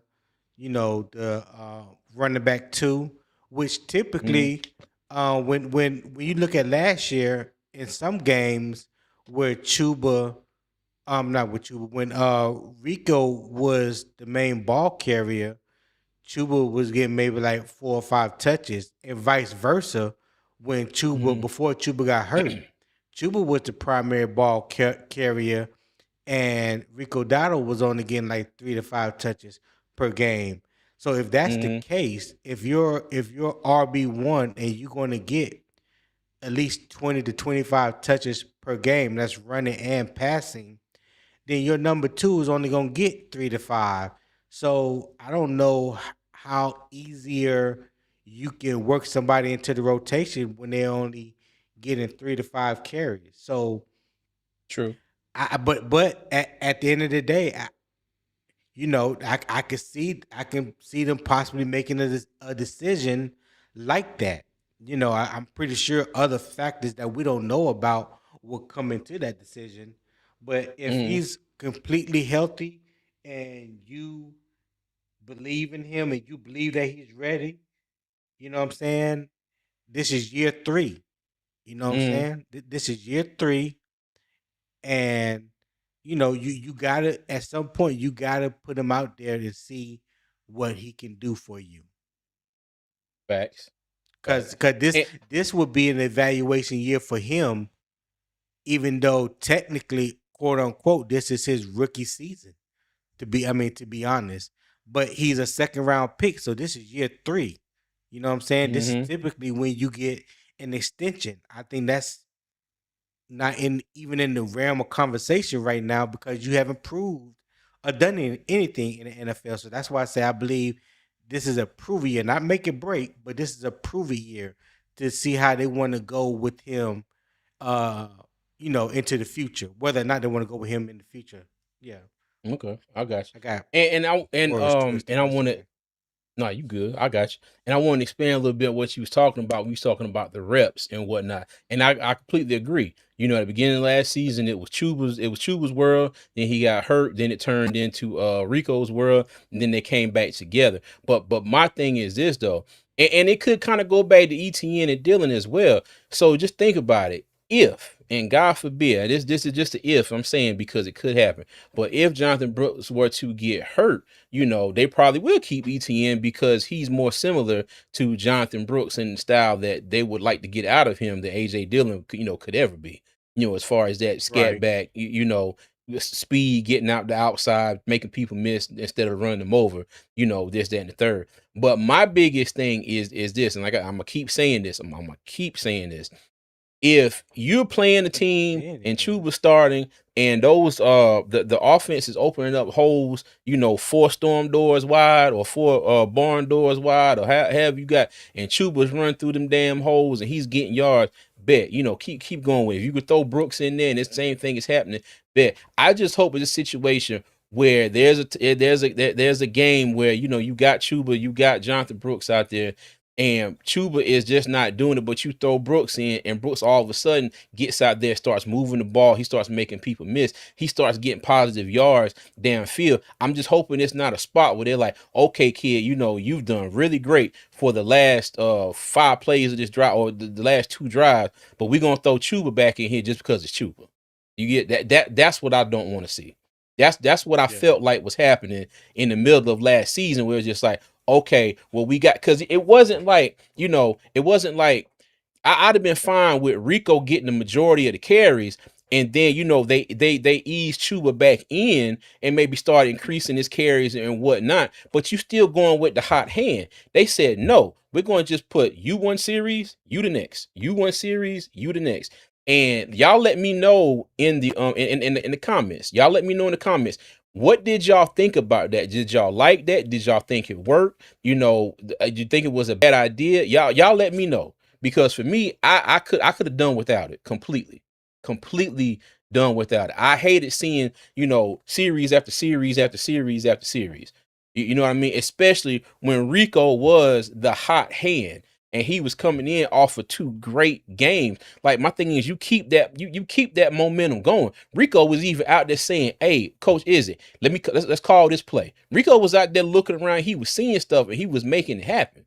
And I just felt like all that momentum that they built up in them games. And I know he had 200 yards versus the Dolphins and 180 something versus Yeah. the Cowboys and whatnot. I just felt like all that work, all that momentum, somebody took a bullwhip and grabbed the chair and just pulled it right up from up under us. That's how I felt last year when that situation happened. And like you said, Tony, if Jonathan Brooks can come out here and stay healthy, I think that he will eventually be more of what we look at as like, well, we might need to talk about putting Jonathan Brooks in at running back 1. You know what I mean? So Yeah. But yeah, but that's my thought process. On this when I say top dog, or split reps, I'm not saying that one is gonna get all the carries and nobody else is, but I'm just saying I'm hoping that they go with whatever is working. Okay, now mind you, when it stops working, be able to adjust and make changes, but don't make any like, okay, well I feel like we got to be fair, to both of them, because I felt like that was the case last year, even though we know Chuba was running back one when the season started. We know that. But Rico had a hell of a stretch, and I think all that momentum they just like and it was done. So, but yeah. Like I said, y'all let me know in the comments what y'all think about that. Sideburn, what's going on, man? How you doing? Rock Jones said, "May the force be with us this year, CJ. Keep him." Yes, sir. Hey, look, may the What's force be happening, with Rock? us all. Yes, sir. Dream said that played a factor into why we only won 8 games where we could have won more. Okay, I agree. Let me see. Nader, what's going on with you? The offense is What's up, set. The Nader? big question hasn't been answered is an offensive coordinator. This is true. I mean, this is true. That But is true. I don't think you're going to see a deviation from Dave Canales' offense like at all. But what I'm hoping for with Brad Say that Izzy again. Hold is up, CJ. You just hit on something. Say that again. You're not gonna see what? a deviation from Dave Canales' offense. Mm. Mm. His scheme, Mm. and all that good stuff. It's still gonna be Canales' His offense. what? His Dave offense, Canales what? No. What you his say scheme, before that? his schemes. Mm. Yeah, Mm. it's still gonna be Well, Canales schemes, Canales offense. The one thing I'm hoping for is Brad my Izzy will damn go out tambourine here. there. I ain't going there. I just hope Brad Izzy can go out here and be and optimize the play calling. Okay, that was my only issue with Canales last year. I felt like sometimes he was standing in a puddle calling plays, and he was sinking, and Yeah. he refused to step out that damn puddle because he had a game plan and he was going to execute that game plan no matter what. Kind of like what I say about Evero. Evero is going to have them damn DBs playing 47 miles off the line of scrimmage no matter what. You know what I mean? I know I'm deviating here, but you think about it. Look at I saw a clip earlier. They was talking about the Rams game, the first Rams game we played last year. There was a clip where Mike Jones had to pick six. Now, mind you, not said Mike Jones, Mike Jackson. Damn. But Mike Jackson had Mike Jackson had to pick six. And so he started off about maybe 6 or 7 yards off of Puka Let me Nakua. find out. I'll tell you who, Mike. But Somebody been bumping Mike Jones on the way to work. shit, man, let me tell you, boy. Hey, Mike Jones, Oh god. all of them. I be in my city truck pulling up to the stoplights, and I be like, let me turn this down before I get a noise complaint or something. I'll be bumping. But when Mike Jack had that pick six, he was about maybe 6 or so yards off the line of scrimmage from Puka Nakua. But what happened on that play was he didn't instantly bail on the play. He squatted. He sat there. He let Puka Nakua get up to him, and Puka went to run an out route, and Mike Jack was right there in his back pocket. He was right in his back pocket, jumped that ball, took it to the house. Matthew Stafford got pushed in the damn dirt. It was beautiful. You know what I mean? So, but anyway, but back to the offense. I just it's going to be Canales' offense. It's going to be what we've seen the past 2 years. It's going to be same scheme, all of that. But I just hope there's a little more creativity with the play calling, and from what we've seen. That's my thing as far as that. All right. Hey, Let me see. before we move on from that, CJ, Go ahead. We talk to go me. back up to your boy in the comments. Which one? Let's see he was talking about Stratted. I think it was Stratted. Yeah. Which comment? Talking about Chuba, was known as a track star. And I went and looked up his 40 time. Not his 40 time, what he ran the 100 meter dash in high school. Chuba ran a 10 his personal best was 10.5 in the 100 yard in the 100 meter dash. Yeah, that's kind of moving. Mm, That's kind of moving. With he said he had that long gliding stride coming out of mm, Mr. Big Wall say that.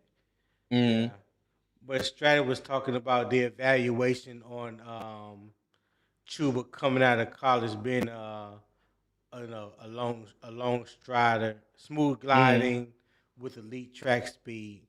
So yeah, he ran a 10.5. That was his fastest in 100 meters, and 200 he ran a 21.8. So yeah, Yeah, you.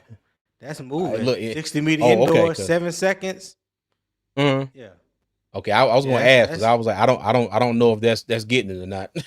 Because let me tell you, this yeah. right here is the opposite of a track star. Yeah,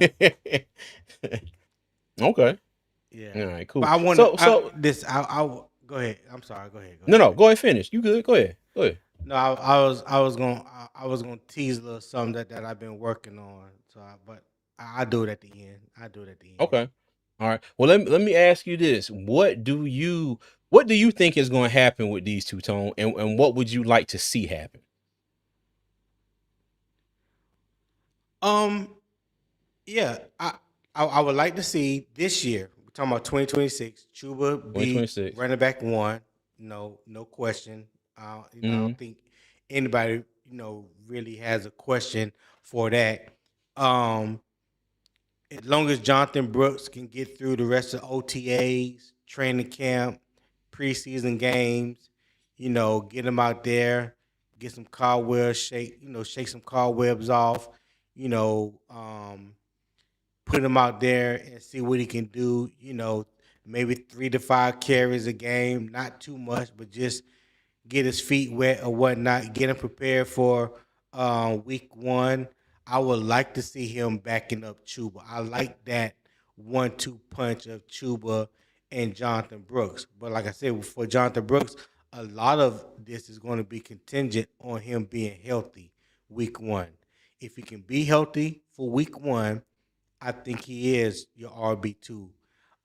Maybe as the season goes on, you can increase his carries. If something, knock on wood, happened to Chuba, he can step Mm-hmm. in and take the running back one position. While Chuba's out or whatever the case may be. But just to start the season, yeah, I would love to see him RB2, as long as he's healthy. Okay. Back. Okay. Native said, where do you scale offensive coordinator from 1 to 10? Now Come Isaac, on, is it? I if you're talking about Isaac, that's TBD in my opinion. Right. Canales Yeah. last couple years for us, I would say, probably about a 7 to 8 out of 10 maybe. And I only say that because sometimes I think it was him and his play calling, but at the same time, they've been working on the roster, so it's not like he had elite talent everywhere. And all he had to do was just boom, boom, boom, call the play and everything. You know what I mean? They were still working on the wide receiver room. Chuba was doing his thing in the backfield even the season before. When he had 1,100 yards rushing and still missed the last two games. He might have easily got close to 14 or 1,500 yards that season if he hadn't missed those last two games. You know what I mean? So I probably give him like a 7 out of 10. You know what I mean? For me, I just feel like it was more opportunities for him to kind of open the offense up a bit, and it just felt like he just kind of refused to do it. Like I said, I'm not a football coach. I'm not the offensive coordinator, so I'm not going to bash him. But that's just from my lenses. Follow how you That's what see it it. looked like. Yeah, that's just what Yeah. it looked like. Yeah. Well, for me, I would have to say like about a six, a Okay. six, because his play call and when people can when when when people learn or are willing, let me say willing. I think willing is better. Mm-hmm. are willing just to look at the play calling and how much the play calling affects the play on the field, and vice Mm-hmm. versa. Because the offensive coordinator, excuse me, the offensive coordinator can call plays, but it's your job as a player to execute, right? Execute. Yep. So that's that 50-50 when you talking about those two things working together. But it Mm-hmm. also um, lends itself and kind of lean towards the offensive play caller when you talk about the consistency of your offense. It's hard to be consistent when the play calling isn't consistent. It's hard for the defense to be consistent, consistently good at doing certain things when the defensive play calling isn't consistent. You can't Mm-hmm. go play pressure, pressure, pressure for 3 quarters. Then all of a sudden, the last 2 series, you want to play prevent. That that that Shoot. that don't that don't work. Whoa. You know what I'm saying? You Like bringing up bad memories. continue doing what got you there. Continue doing Yeah, what bro. got you there. The offense, there was some up and down last year. We talked about it, CJ, on your channel. Like it was like a disconnect between Dave Canales and Bryce Young and the wide receivers who were to blame, who's at fault, who's not at fault. And then it was Mm-hmm. like, you had that one good game in Atlanta where it seemed like he trusted his quarterback Bruh. to go Yes. out there and do his thing. Let it And go. against a top 5 passing defense, he threw for almost 450 yards. So, and I say it again, like I've been saying it, and I continue to say it. At that point, thank you.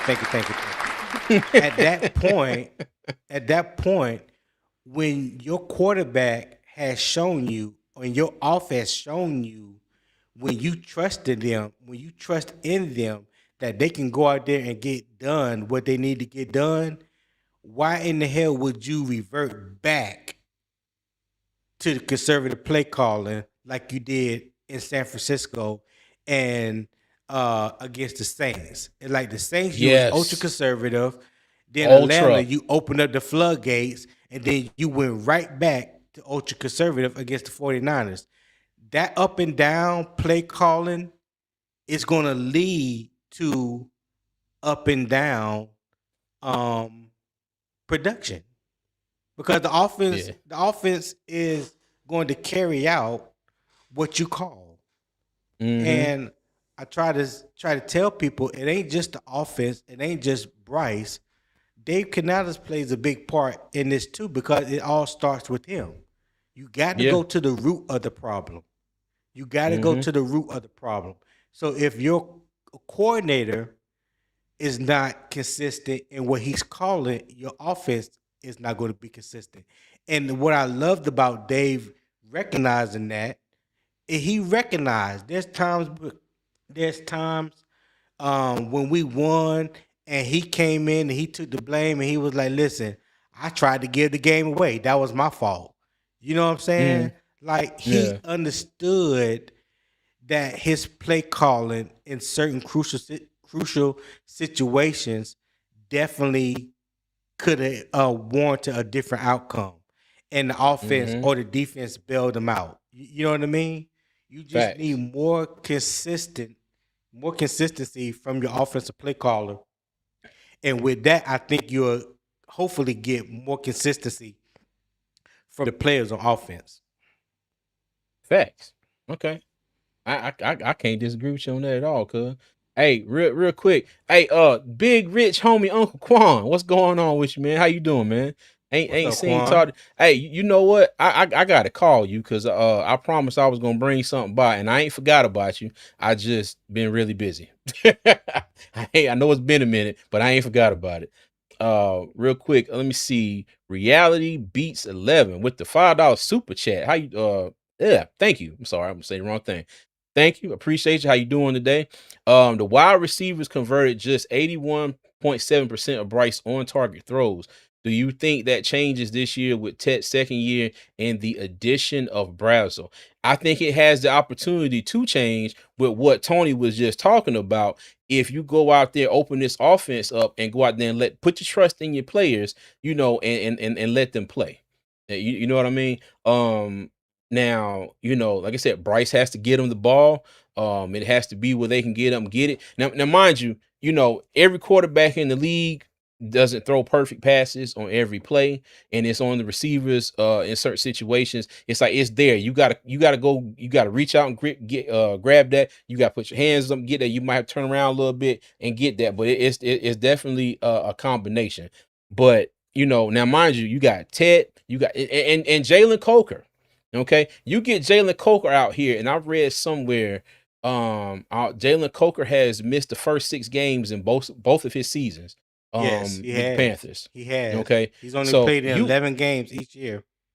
yeah, you get first of all, you get Ted McMillan and Jalen Coker healthy out of the gate. I think that changes this whole not necessarily changes the whole offense, but I think this elevates this whole offense to a certain degree. You have both I of them agree. out there healthy from the gate. That is potential game changer.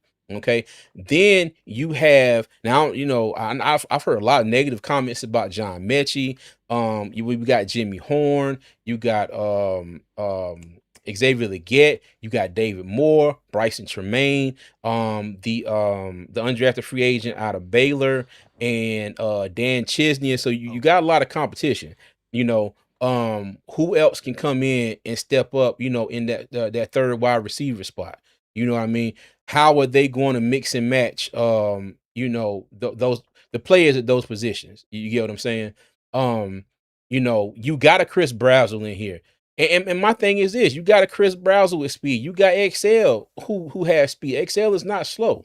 Okay, I would love to see some formations where they put both of them out there and send them down the field. Hell, take the top off the defense on both sides of the hash marks. You know what I mean? Maybe that opens up something up under the middle, and Bryce can make a play underneath, and that could turn into a big play. So we'll see. We'll see. I can't I can't sit here and guarantee you that that's going to change, but I think it'll get better. I think it'll get better. Even though 81%, I don't know what that ranks as far as every other team and quarterback and their wide receivers in the league. But we'll see. But again, man, hey, thank you for the $5 super chat. I greatly appreciate you. Let me hold on. Let me answer that question. Oh, go ahead, bud. Yeah. Yeah, I'm not too familiar with that metric, the 81.7 conversion rate on target throws. I don't think I ever really looked at that. But like CJ was saying, Jalen Coker being healthy, remaining healthy, being available week 1 adds another dynamic to your offense to where you can't double team Tech McMillan too much like teams were doing last year. He was a rookie and everybody knew he was a wide receiver 1, and you didn't have anybody else proven in the wide receiver core outside of him for those first 6 games until Coker came back. So having him healthy, if Chris Brazel can somehow get the wide receiver 3 or wide receiver 4 spot, which I believe he will. Having 3 competent wide receivers at the beginning of the year. Listen, I think our history of having slow starts. I think Bryce has been 0-2 his first 3 years in Carolina. Yep. So getting off to a very slow start, I think we have a great chance to change that around. Now it all still depends on Coker being healthy. I would like to see Jonathan Brooks be healthy, like we spoke about earlier. But yeah, I think with Coker in there, and Brazil, and I like John Mechie. You know, something that a lot of people don't bring up when they talk about John Mechie. And I've just sat quietly and just hear people talk about John Mechie, this and that, the negative comments like that. Like, I don't know if people really realized how good he was in Alabama. And when he came into the Mm-hmm. NFL, he missed his first year because he got diagnosed with leukemia. Mm-hmm. Like the the, Yep. the the the boy has been sick for a while, so that's a hell of a battle to come back from and attempt to play football again. So Facts. if he can somehow, get back, just like in a Jonathan Brooks situation, if he could somehow get back to what he once was in college, that connection that him and Bryce had in college, I could see John Mechie making this team and pushing for either wide receiver 3 or wide receiver 4. This is another reason why I say Excel time he's on a short leash, dog. He's on a short leash Mm. Mm. because of what they and which they I'm gonna say what they gave up to move up one spot to get Xavier Leggett wasn't really nothing. I mean, that's like crumbs, okay? But the fact that Yeah. they moved back into the first round so they can pick up it so they can have his 5th year option leads me to believe that they're going to give him more time to develop. So year Mm-hmm. 3 is a proven year for him as Yes. well. But Yep. when you are pushed so far down the depth chart, I don't know how many opportunities you're going to get to prove yourself. You know what I'm Yeah. saying? Because if Ted is Yeah. doing his thing and Coker is doing his thing, well, that's wide receiver 1 and 2, Locked down. right? Yep. That's 1 and 2 locked down. So you gotta think, okay, do, do you think he has right now? Do you think his game is better than Chris Brazzell? You Now talking I know about that's not a fair. XL? Yeah, I know that's not a fair comparison because Chris Brazzell ain't done. He ain't even sniffed the NFL field yet, right? So Mm-hmm. that's not a fair comparison. But just based off what I've seen from both wide receivers, I like Chris Brazzell better than I like XL coming out of college. You already know how I felt Mm. about XL. We talked about this Mm-hmm. extensively when we were doing two fans in the stands. He was not my Mm-hmm. choice at wide receiver for the Panthers. So it's Yeah, I ain't no gonna lie. I didn't know surprise. much about it.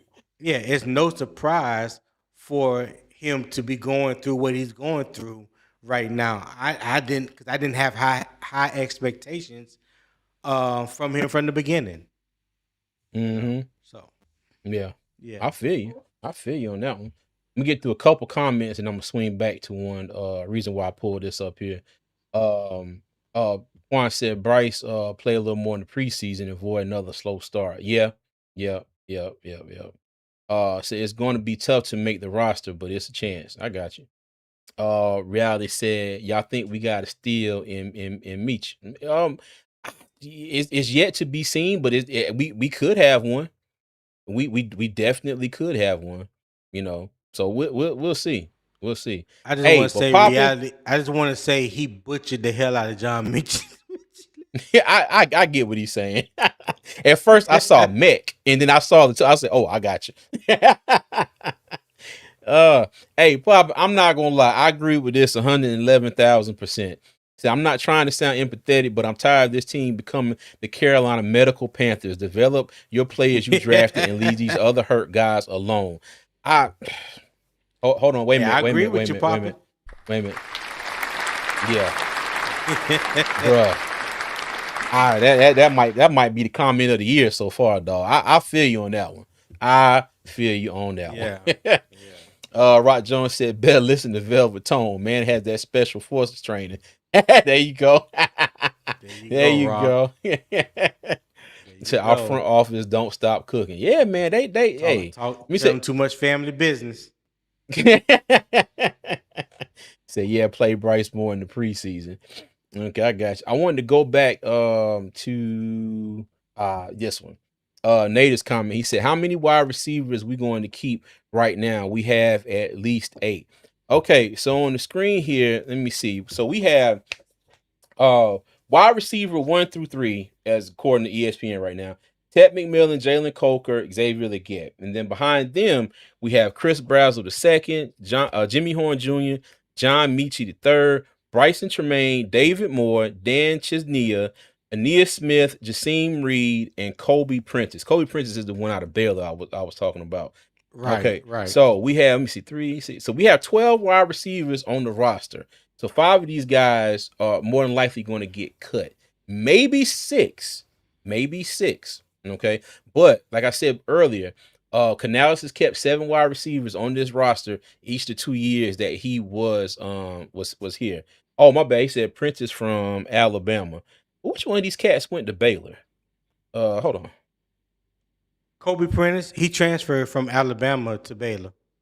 Oh, Yeah. okay. He Oh, started okay. he Okay. started Alabama and then went to Baylor. Yeah. Oh, okay, gotcha. I about to say now. I'll be the first one to admit when I'm wrong, but I felt like I knew that one. But I got you. Though. Yeah. Appreciate you, Austin.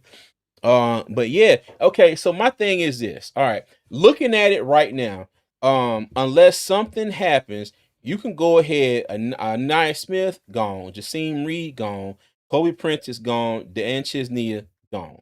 Okay, so you have the first 6 right here, who I believe. Well, let me see. No, let me see. First 5. Okay, first 5 that I believe are locks. Ted, Coker, Leggett, Brazel, and Horn.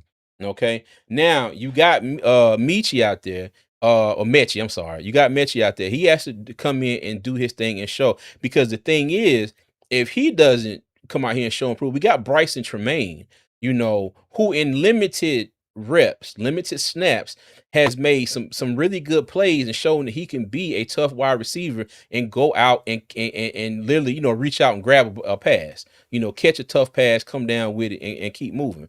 Okay.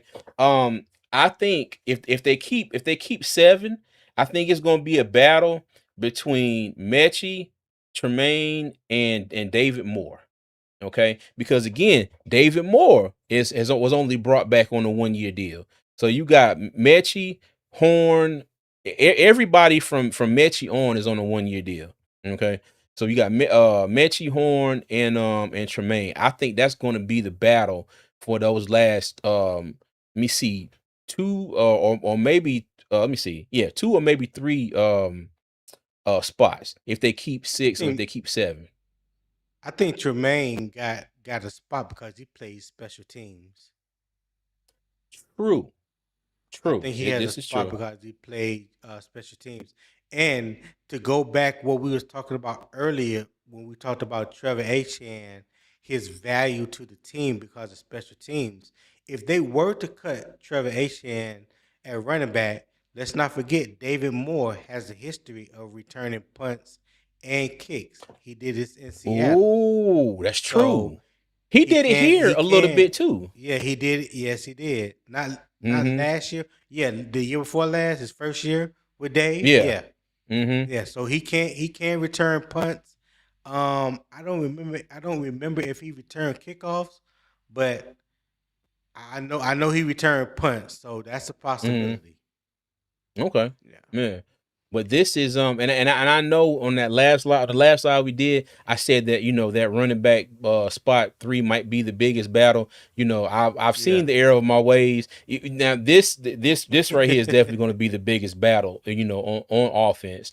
But Yeah. but I will say this though, whoever's running back 3 might potentially get, significant more playing time than whoever might be wide receiver 7. You get what I'm saying? Depending on Yeah. down distance situation, game, and whatever's going on. I mean, whoever's wide receiver 7 may not see the field, until shit game 5 or 6 or something. I'm just tossing that out there from wherever. But yeah, like I said, if everything holds form, like we've seen from Dave Canales, he's gonna keep 7 wide receivers. And Tony, you brought up a good point about Bryson Tremaine playing special teams.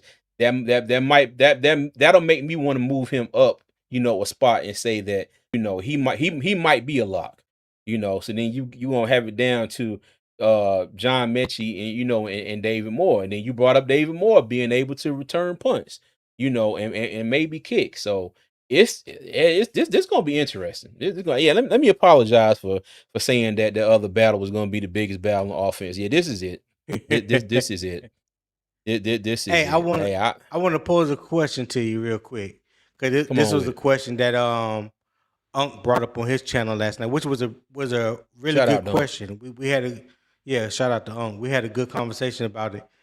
What position do you believe is the strongest right now that the Panthers have? The Mine, I'll give position. you mine. Mine, yeah. Go ahead. What position group is the strongest on the team right now?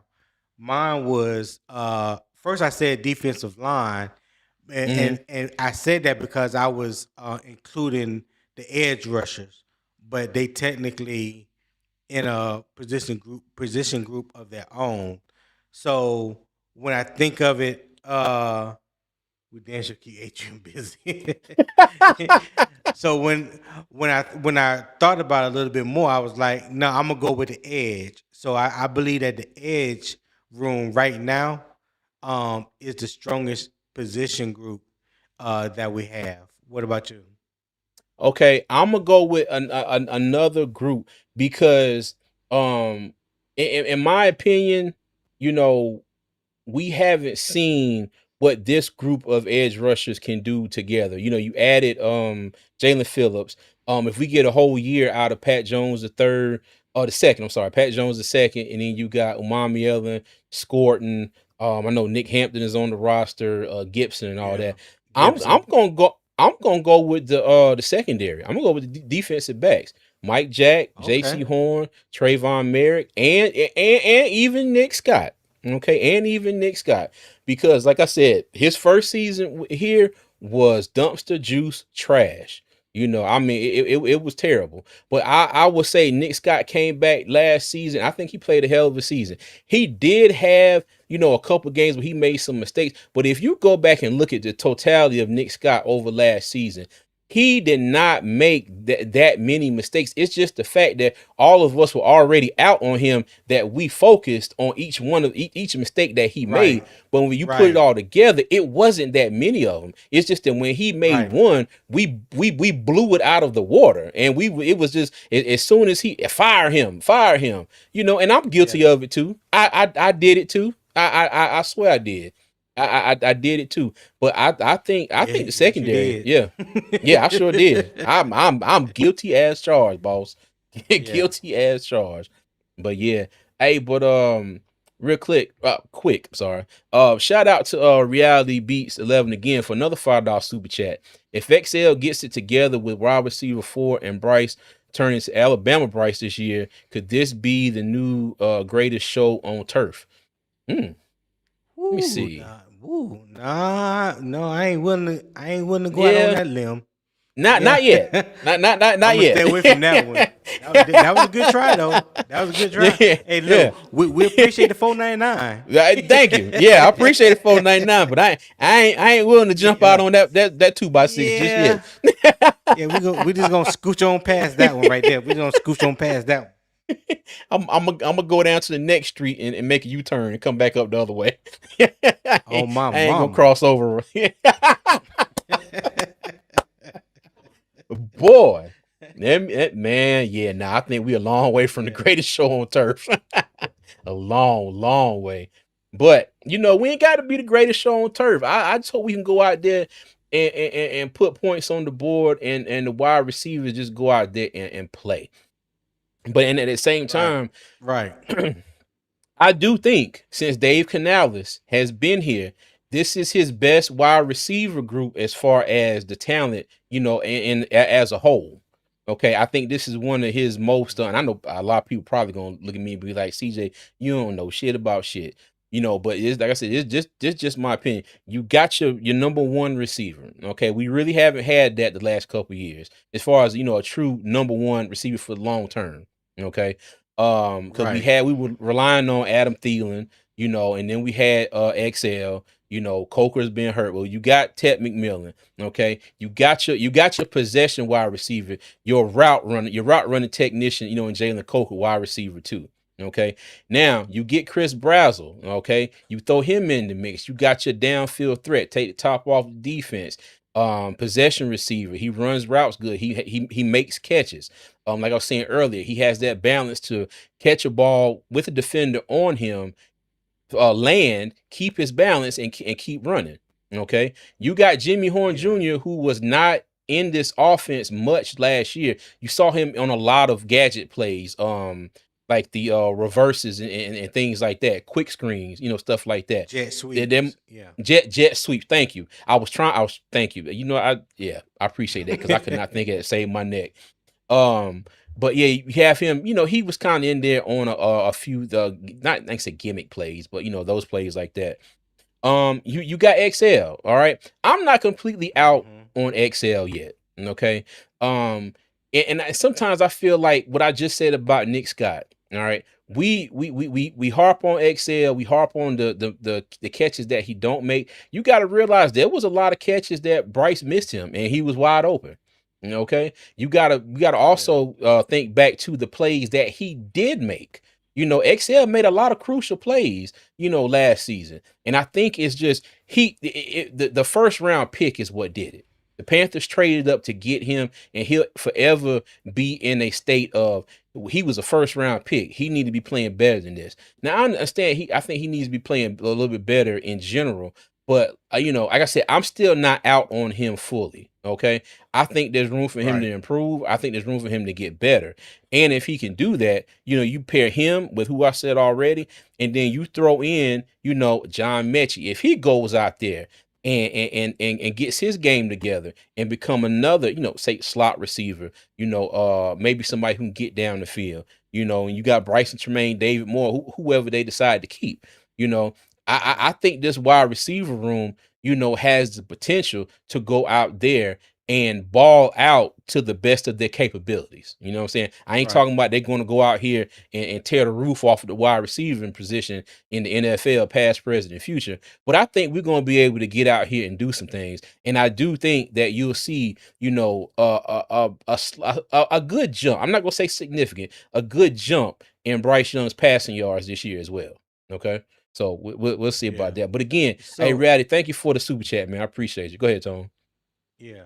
So there was another discussion that we had last night, which was it kind of tied into that discussion about the strongest position group. And I thought I was thinking about it some more last night, and I was like, trying to come up with a good comparison because I told him I wasn't that sold on Lee Hunter like a lot of people are. I'm just Mm-hmm. not. I understand that Lee Hunter had a great year last year at Texas Tech, but I remember watching him the prior 2 years when he was at UCF, and Yeah. there was nothing that really stood out to me but his size. He wasn't like a force that that you would want to write home about. That just stood out above and beyond everybody else. So my thinking is, I would love for us to get the Lee Hunter that Texas Tech just had, but also was he did he benefit from that front seven that they had at Texas Tech with David Mm-hmm. Bailey and Romello Height on each side? Then you had Jacob Rodriguez, and there was another Linebacker. linebacker that I like at Texas Tech that they got coming back this year. That to me plays just as good as Jacob Rodriguez. I can't remember his name, but do you think that he benefited more of having that kind of talent around him at Texas Tech rather than what he had the last 2 years at UCF, which was, don't even ask me no names because there is none. You know what I'm saying? Yeah. There is none. Um, so when I look at when I said the edge group, um, as the strongest group, I'm basing that solely off of prior production. What have they done in the NFL thus far? And the analogy that I want to use is if you got Nick Scorton and Jalen Phillips as your starting rush outside linebackers, and they get hurt, both of them hurt, and you had to bring in Princely, Yellen, and Pat Jones. Is the talent really falling off that much? That's like laying on the couch and you fall asleep and you just fall and hit the floor. Yeah, you ain't fall that far, right? You ain't fall that far. You fail, but you ain't fall that far. You know what I'm saying? It ain't did no damage.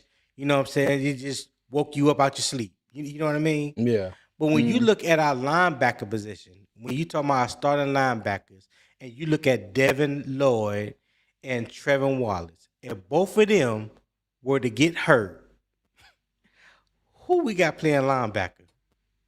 I'll wait. Mm.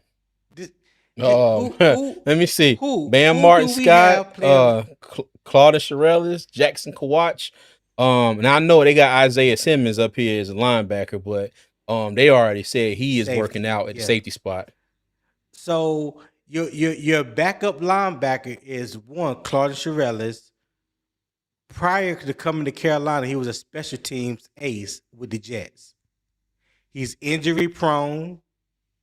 And Bam Martin Scott is still, in my opinion, hasn't been given the full opportunity to prove himself on the field.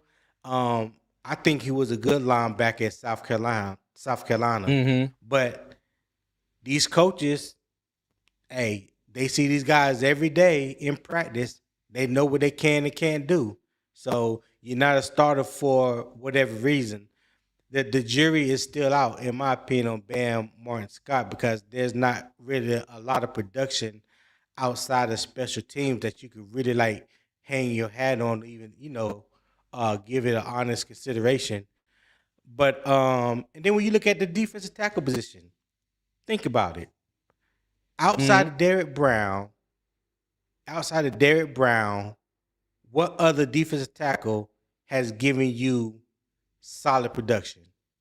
And that's not even including Lee Hunter because he's a rookie. Yeah. But outside of between defensive tackle, nose guard, what you have? To be honest with you, I agree. You're right. It's not much. I think it's a situation where Bobby Brown just didn't get the reps. I think Bobby Brown could have shown more if he would have got more reps out there on the field. But I'm definitely not going to. Yeah, I'm not going to disagree with you outside of Derek. I was about to say Derek Hunter. Yeah, I'm meshing names together. Derek Brown. Yeah, yeah. Hey, Yeah. but real quick, Tone, hold that thought real quick because I got to get into a couple right here. Hey, Tip Jury Will, man, thank you for the $5 super chat. He said, "Great episode, fellas.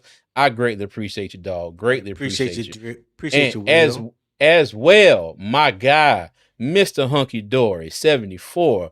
Yes, With sir. the 20 Damn. donated memberships, he just gave 10 more, so that's 30. Mr. Hunky Dory, I greatly appreciate you, sir. Greatly appreciate you, sir. Everybody That's who is what's now up. a member of the front office, welcome. And Mr. Hunky Dory, thank you. As always, my friend, I greatly appreciate you. I greatly appreciate it. I'm gonna have to give you a Appreciate you, Mr. call Hunky and Dory. look, I'm gonna have to send you something to buy your favorite beer today. I appreciate you, man. He said he's Yes, still sir. going.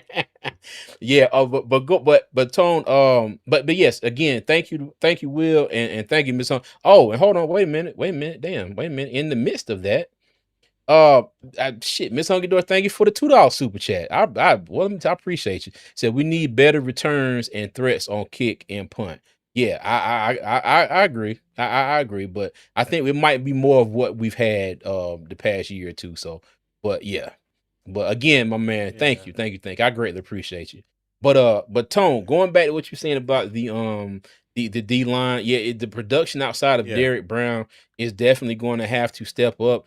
Now, with Turk Wharton being out for however long he's going to be out, Right. My thought process for this defensive line, because Lee Hunter is in the nose tackle, according to this depth chart here, and we got Cam Jackson as well. But I'm pretty sure that Lee Hunter is going to be moving all around, that defensive line.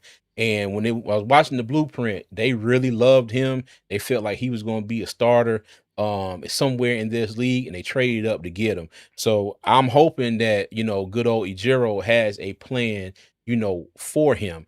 Now, mind you, do what I want to see here, I'm hoping that we can get kind of like a Star and K1 Short-esque type of Oh, situation. hold Go on. ahead. I don't mean to cut you off. Let me Go find ahead. out Roadmaster is Blackout TV 803. Roadmaster.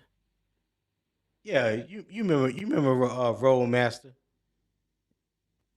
Yeah. How Yeah, you yeah, how you yeah. figure that? Because I'm just watching the comments between him and Kenny S. Because Roadmaster was talking a little shit to me last night. Oh, I don't know.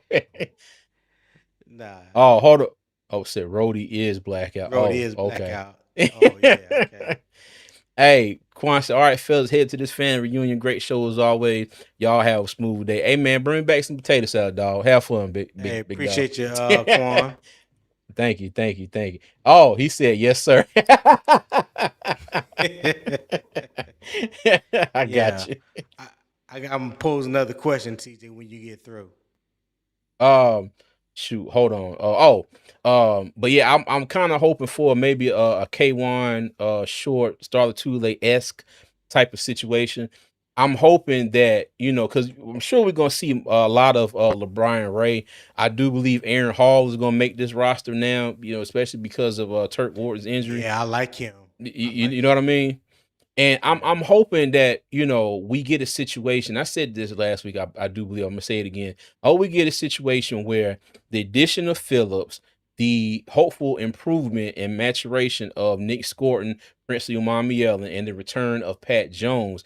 We get a situation where our three down linemen, when they go, when they have a 5-man front, two outside edge rushers and your three line with the hands in the dirt. Okay. So I hope we get a See, situation, huh? Oh, I hope we get a he put some damn situation tomato where, raisins and some potato salad. I'm oh no, sorry, you didn't. boy, No, boy. you didn't. The ancestors are not pleased. Oh my God. No, you That didn't. I yeah. hope I hope your part of South Carolina falls 90 feet into the ground right now. He said Oh with God. raisins. Oh, now mind you, I love me some raisins, but not in no damn potato Not salad. no damn potato salad. God. I wish a mofo would. Oh, yeah. Okay.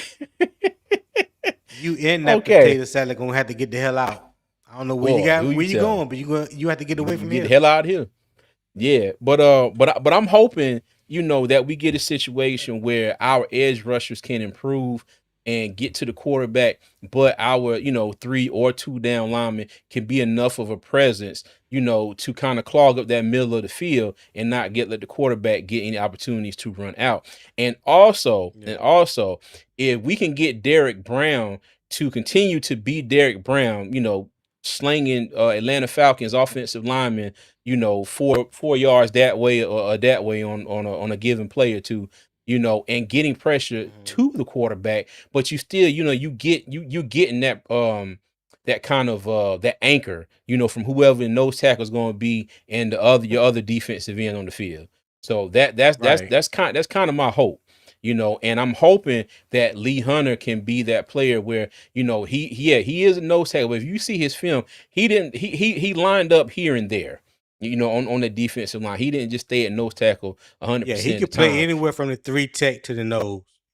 Yeah, but he also has a lot of good moves where he was, shedding He shedding does. blockers and getting to the quarterback. So if they can get him in here and expand on that, I think we have the potential to have something, really good as far as the defensive front. The only thing is is Turk Ward. I hope Turk Ward's injury doesn't, hurt this defensive line too much. I know a lot of people will probably say, well, hell, he wasn't there last year, but we also still had Ashawn Robinson last year, and now he's down in Tampa Bay. Right. But that's what I said. Right. Exactly. I do think that Aaron Hall has a good shot at making this team. And I think you told me this, Tony, or somebody in the comments, they do like Jared Harrison Hunt as well. So we'll see. Yeah, they We'll do. see. Boy, they going at it, ain't they? Lord have mercy. Road Master said, "What group home you grew up in, SC?" No. Oh my Oh God. God. Oh God. Wow. Oh, y'all going ham in the comments. Hold on, I got to go back because I know I missed a few. Hey man, that's Oh. that's Road Master and SC going at it. Hey, look, he said, I don't ever get a gifted membership anywhere. Well, you got one today, boss. Oh, man. Oh, yeah. Oh, Pam, he said, what about a new D tackle from Duke? I like Hall, him. yeah. Tone likes him. I think he has a good shot at making this roster now. I really He's do. twitchy. I really do. Yeah, I wasn't familiar with him before he got drafted, and there was one scout that I know that watches a lot of film on defense tackle. So me and him was watching some film. I asked him to pull up Aaron Hall, and we watched a couple games of Aaron Hall. Hey, that dude twitched up, man. For his size, I think he like 6'4", 300. Twitched up, he got a nice first step, and he got a high motor, dog. Like he keeps coming at you. He keeps coming at you. He don't. Yeah, there's no slowdown that I saw in his game. So, but yeah, the first thing that stood out, he twitched up like hell. Okay, that's cool. What's up? But yeah. Native said front office cooked the same way I see the Panthers be contending for Super Bowl from 2028 and beyond. I hope so. I hope so. But and I will say this. Now I will say this, and a lot depends. I know we all have our thoughts and opinions, on Bryce Young. But let me tell you, we're talking about a prove it year for Jonathan Brooks. Hey, this is a prove it year for Bryce Young, because as y'all see, they picked up his 5th year, but they ain't gave that man no extension yet. And I'll say it like this, Bryce is not like completely balled out. He's definitely had, I would say, more struggles to this point than he's had, success as a totality of his whole career. Not just last year. But yeah, this is Bryce need to go out there and ball out this year. Like I said last time, I don't want to see no more 54-yard games. And what combination of reasons that amounts to, whether it's just him or it's him to play, whatever. I don't want to see no more 54-yard games. None of that stuff. And I just want him to be more, more consistent. But if things do get better, I mean, Nader, it's a possibility. Let me say it's definitely a possibility. Let me see. If Evero lets our QBs play close up on the wide receivers, that'll help the pass rush get home. I completely agree. You got JC Horn back there, and he's playing across the street at the damn hotel. So yeah. Fayette Nah, what's going on with you, man? How you doing? He said, what's good, CJ? Panther Nation, what's good with you, man? What's good with you? He said, insert Boosie. Come on. Nah, dog. Come on, man. Nah, this joker said on, banana man. pudding with no and let me tell you, I cannot stand banana pudding. Banana pudding. I cannot stand banana pudding. Ugh. Oh, that make my soul cringe. Yes, I hate it. I hate it. You know absolutely what? hate it. My wife, Shantae don't like banana pudding. Oh, she don't like it whatsoever. Oh my God, no! Like I said, that makes my whole soul cringe. She leaves me wondering. She leaves me wondering. Now I gotta wonder about you. I don't know how. Said, what is the downside of Aaron Hall since he's an undrafted free agent? Tone, you want to take that one? His downside? I don't know. I really don't. I really don't know. If anything, I think the downside is where he's at right now as an undrafted free Mm, agent because he can only go up. You know what I mean? That's okay. I'm hoping that he's another diamond in the rough like Jalen Coker was. Um, who was our diamond in the rough last year? Corey Thornton. You know, Mm, hopefully this year it could be Aaron Hall. okay. Hold on. Let me see. Choo choo choo.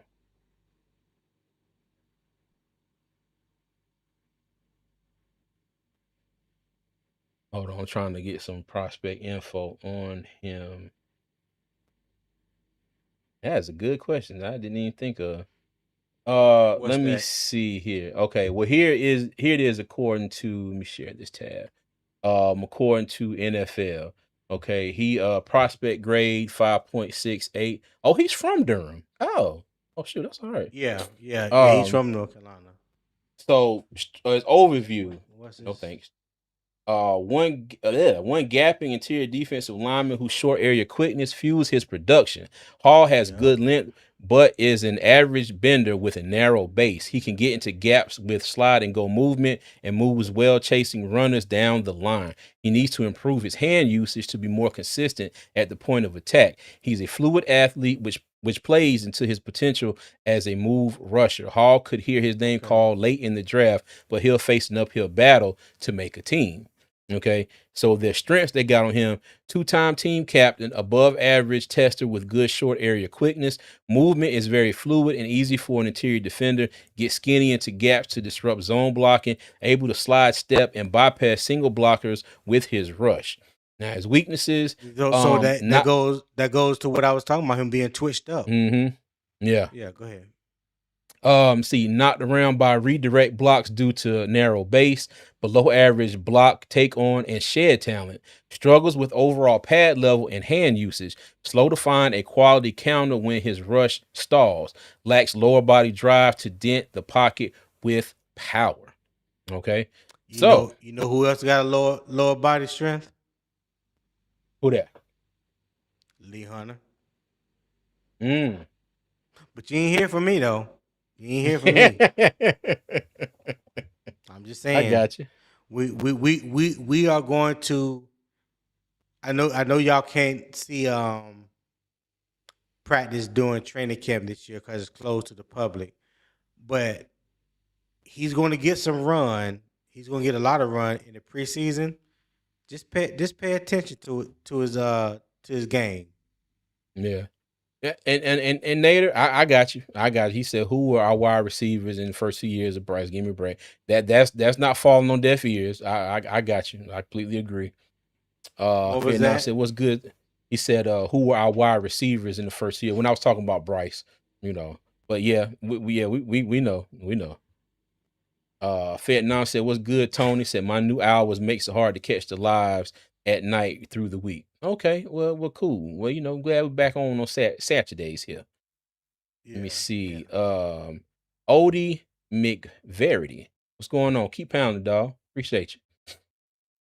Let me see. I think He meant to say cool Ku- watch. well, you know what? That's a nice way to put it. Kuwatch. I see it. I think Kuwatch gonna be out down in the rough in this draft. I'm glad you said that. Let me tell you, my brain defaulted to like, and I was sitting there like, what? Yeah, yeah. I'm picking up what he putting down. Boy, okay, I'm glad. He said y'all both some haters, especially Tony that banana pudding with no bananas. My wife What? makes on a layer of cake and another layer of cookies, so y'all will not be getting any serves. But then how is it banana No, pudding if it ain't got no I'm not a bananas in hater. it? I love banana pudding. CJ don't love banana. He don't like I banana know, pudding. I but love but banana hold on. pudding. But how is it banana pudding with no bananas? It's just pudding. What? Is it banana flavor? You now who? It depends on who you have making. Cause I know good and hell well you ain't never go up to Liella house and she made banana pudding and there was no bananas in it. I know that ain't happened. I I know damn well you ain't about to say that. Go ahead, I dare you. Go ahead. Go hold ahead on. and say No. you go ahead and say you went to Liella Bryant's Uh-huh. house and had banana pudding with no bananas in it. Go ahead and say it.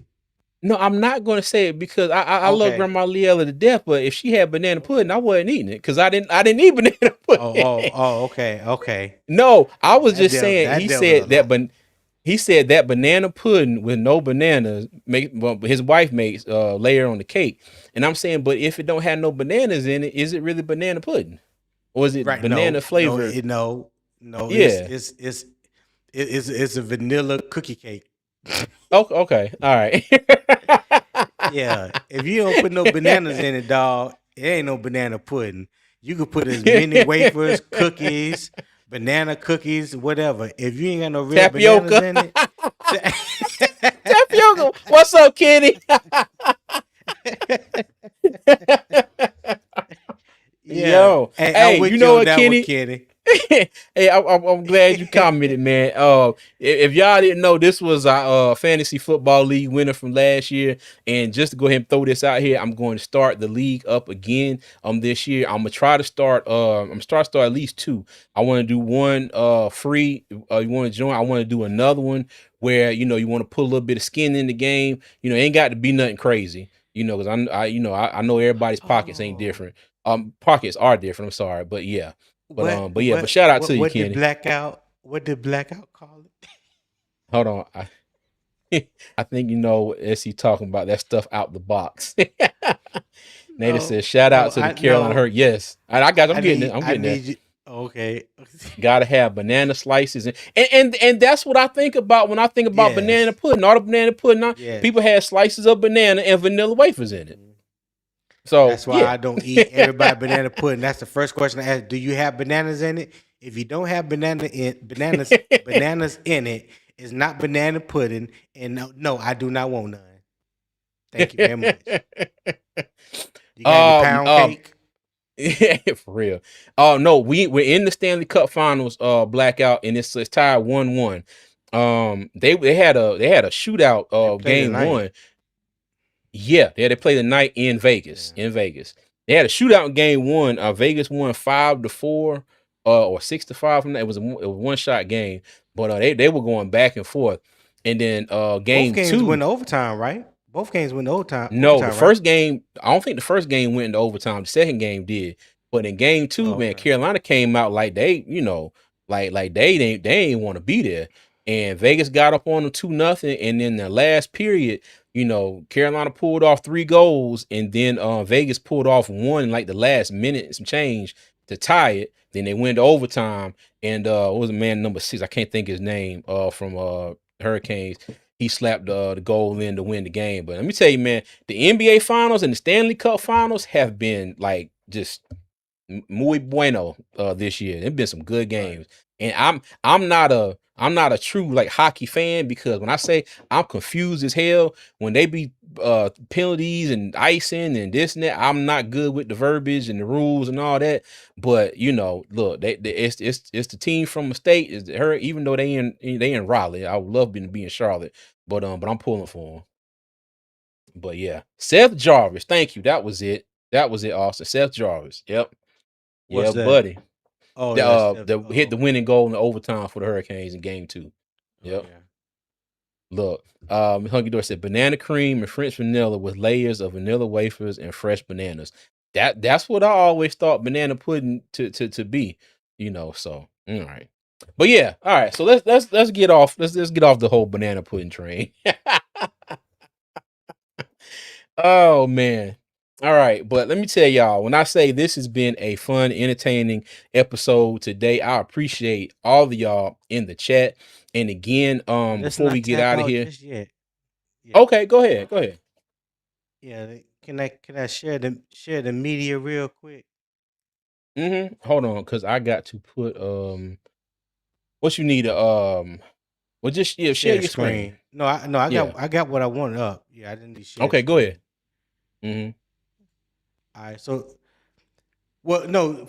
Before I do that, there was one question I wanted to ask, and that's why I'm glad. Uh, Blackout Roadmaster is here because last night on Unk Channel, towards the end, we were Mm-hmm. talking about you know, Ivero runs a base a core. His core defense is 3-4, which we all know, Mm-hmm. right?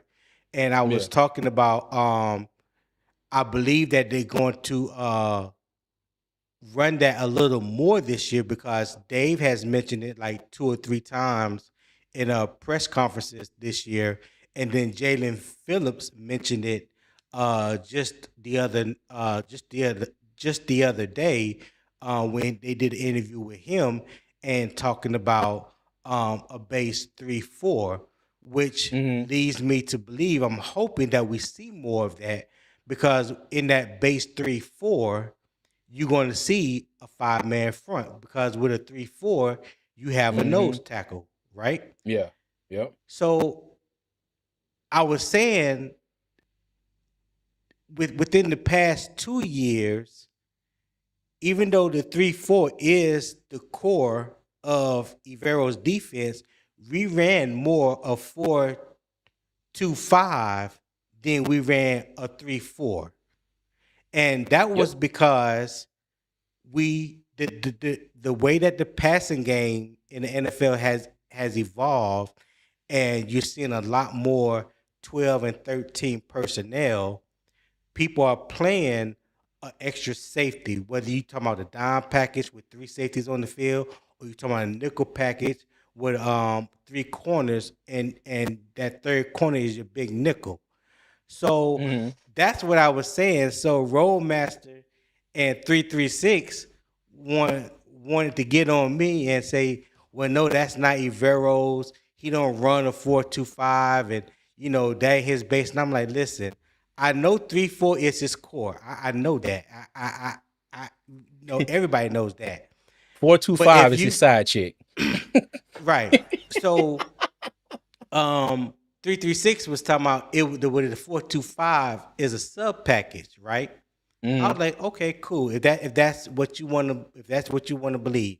But you typically the base defense is what you run on first and second down. That's basically what you run on running downs, correct? Mm-hmm. Yeah. Third down is when you see a lot of your hybrids, your sub packages come in, especially on passing downs. So I said, well, if you just go back and look at tape, because everybody claimed that they watch film.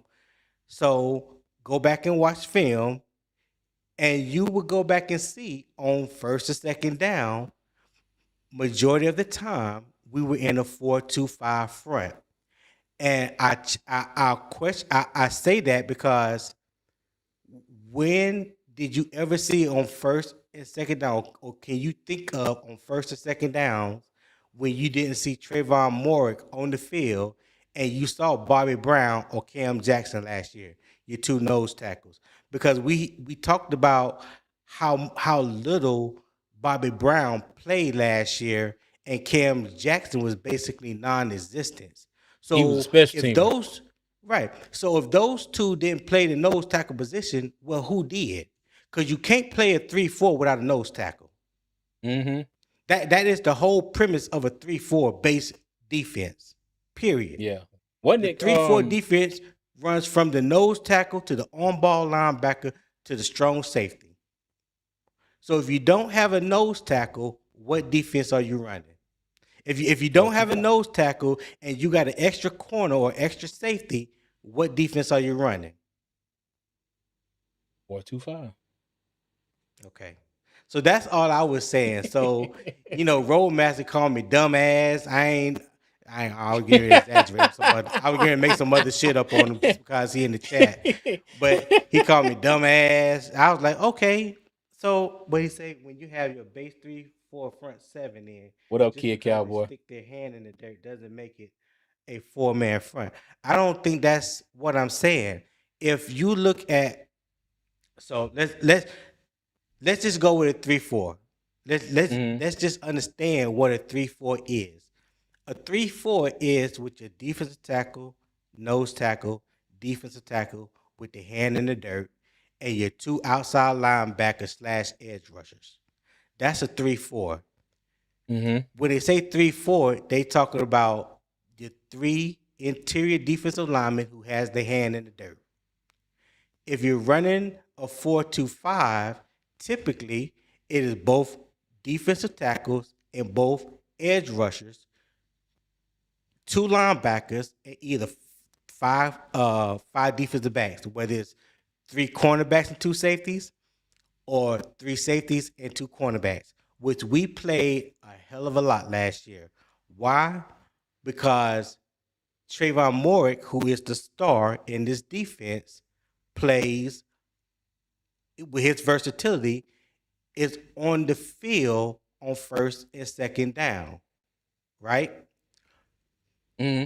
All I was saying was when you look at it, and if anybody has uh uh um NFL.com or premium, and you can choose any game you want to choose, and you just go and look at on first and second downs.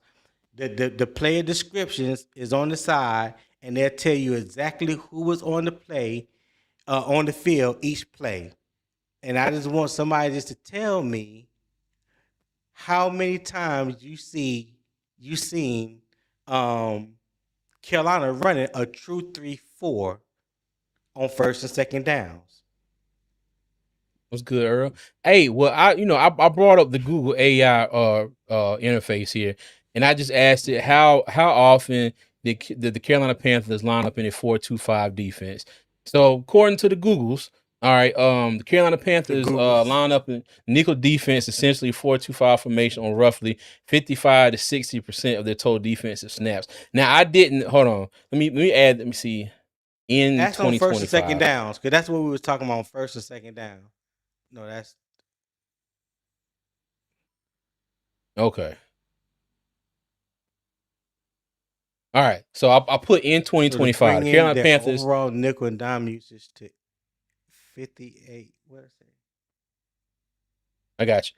The Carolina Panthers primarily utilized a base 3-4 scheme under Evero. However, the team relied on nickel and dime packages for over 70% of their total snaps. Because of this, they heavily featured 5 defensive back sets like the 4-2-5 whenever opponents use 11 personnel, 3 wide receivers, bringing their overall nickel and dime usage to 58.3% and 15.1 respectively. Okay. So Okay. so they did use a lot. They Yeah. did use a lot. So I mean, look, there's a lot of information out there. I'm not knocking what people read or whoever source you trust. But for me, because I do watch film, and I watch film every day. College, I I watch film every day. I watched a lot of film, not just the game or highlights. I watch film.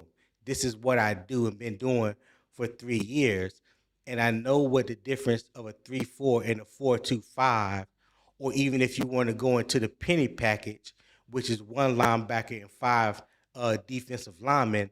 I know what they look like, and I know what they say Carolina core was, but I also know what I see on the field.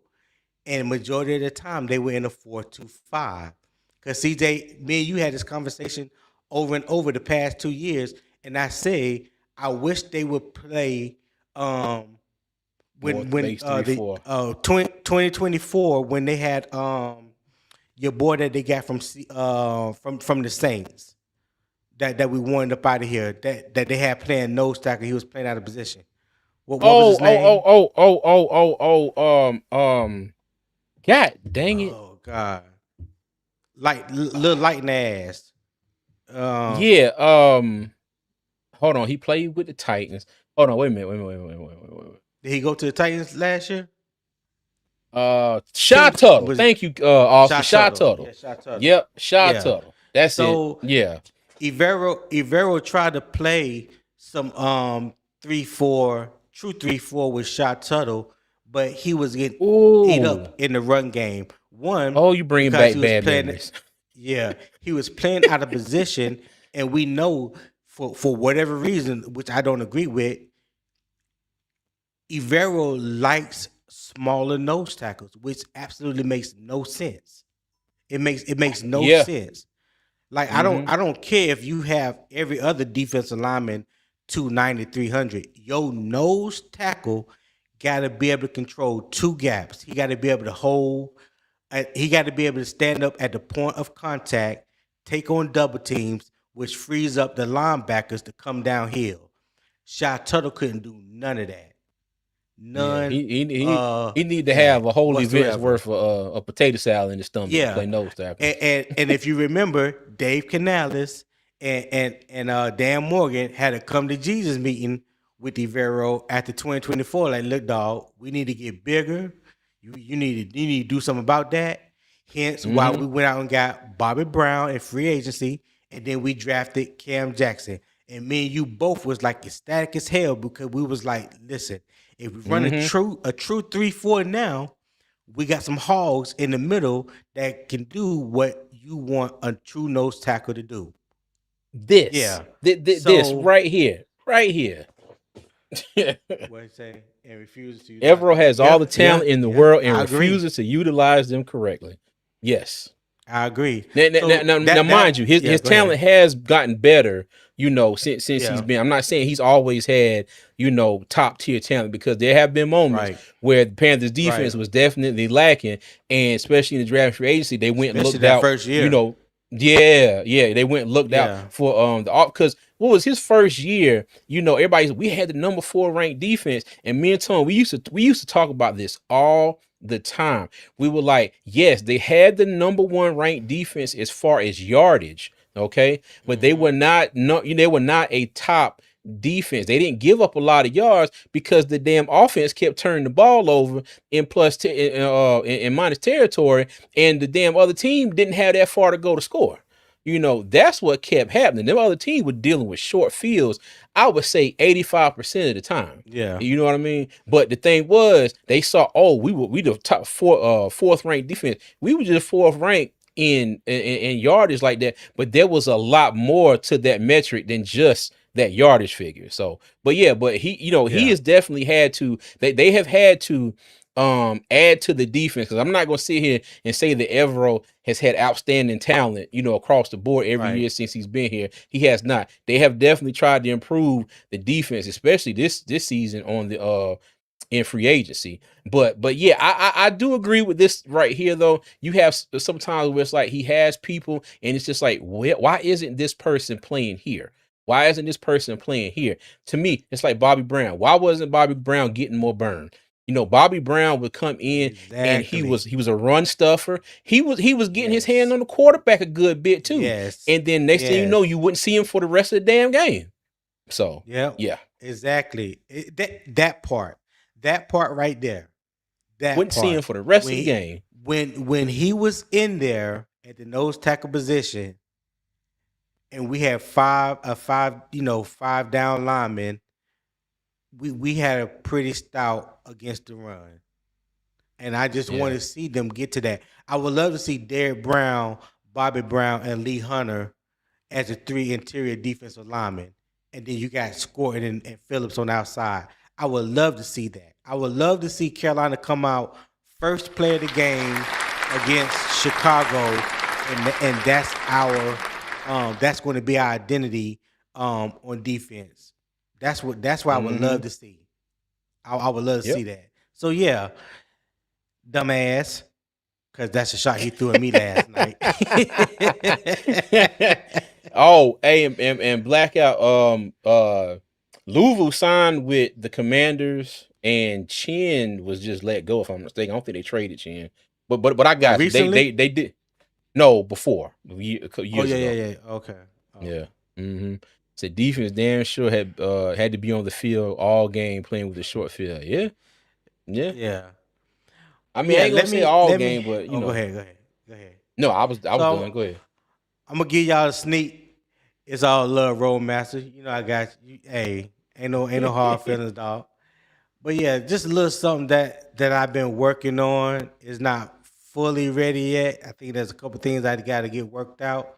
But this is going to be CJ first time seeing it. Um, he don't even know it yet, but yeah, there's something I'm working on, and then me and him gonna have a conversation later about it. But Okay. yeah, Let me know when you got it on the screen because I got to show it. I got to unhide it. okay. All right, hold on. Let me see what screen. See. Is it? Hmm? Was it this one? Chicago Hammond, Indiana Bears. Yeah, they moving on with that. They going to Indiana. Nick Tri-State, hold on. What's going on with you? It's always refreshing seeing you two talk Panther football. Appreciate you, big dog. Appreciate you. JB25 breakout season incoming. Man, let me tell you, I want nothing more. Nothing more than that. Nothing more. He said, Hold on, CJ. Hold on one I second. got you. I got you. Take your time. Yeah, but hey, hit that like, subscribe button, man. Appreciate y'all. Said about JB, damn right I do. Yes, sir. Yes, sir. I want nothing more than that. Nothing more.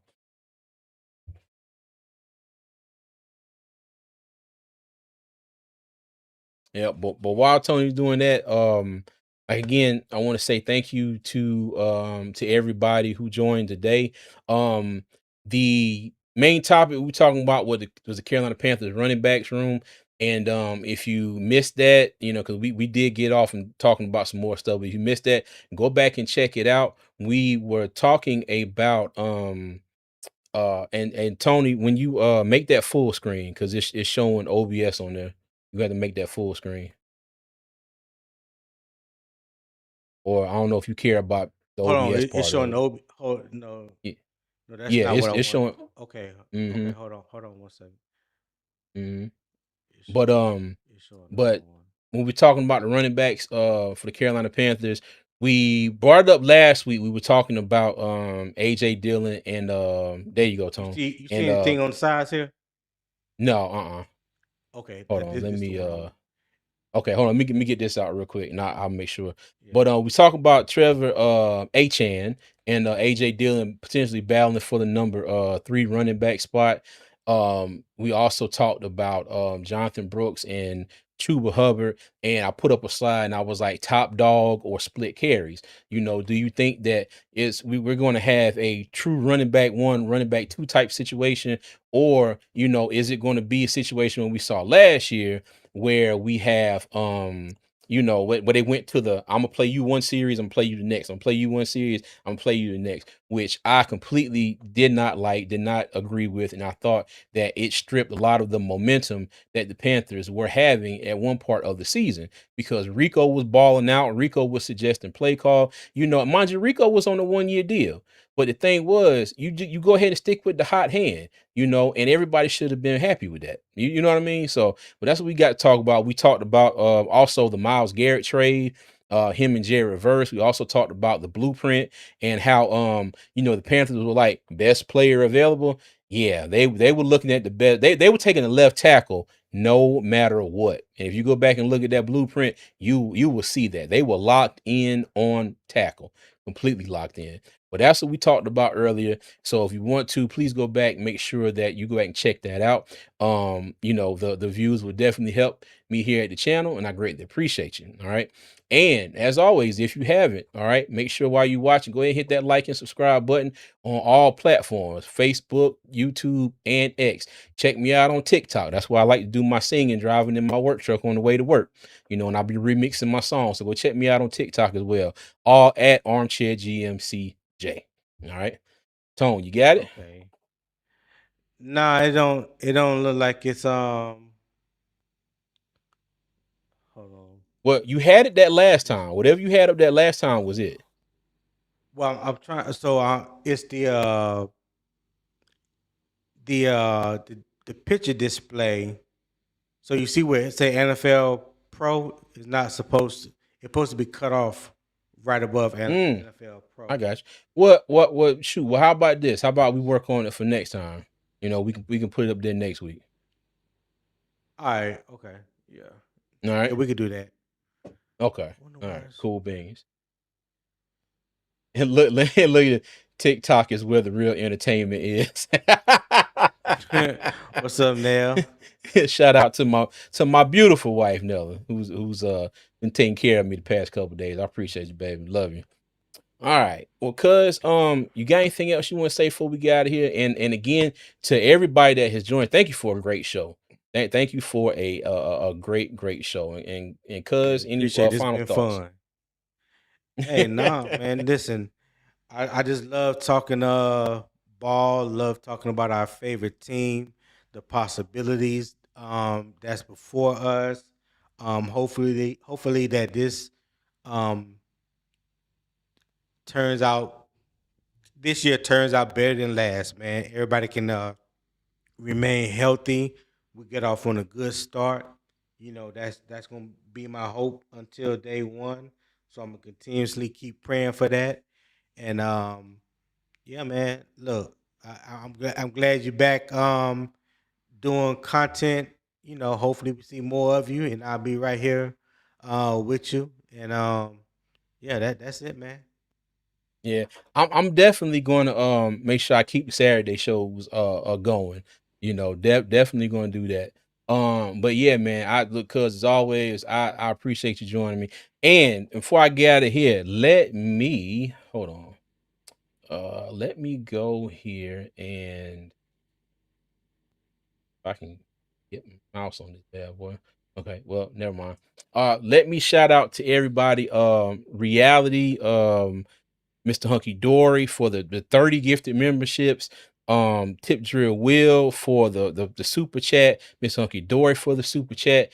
And let me make sure I did not miss anybody. I'm gonna sit here and scroll right up in through this. Miss Hunky Dory again. Will. Let me see. Reality Beats 11. That's it. And let me see. Reality again. Yes. Thank y'all for all the super chats. Thank y'all for the memberships. And everybody who is now a member, welcome to the front office. I appreciate y'all being here. And I will try and start getting more content out for you guys as well. Okay. But as always, Panther Nation, I'm going to leave y'all with three things. Number one, y'all be good. Number two, y'all be safe. And number three, as always, Panther Nation, keep pounding, man. I'll see you.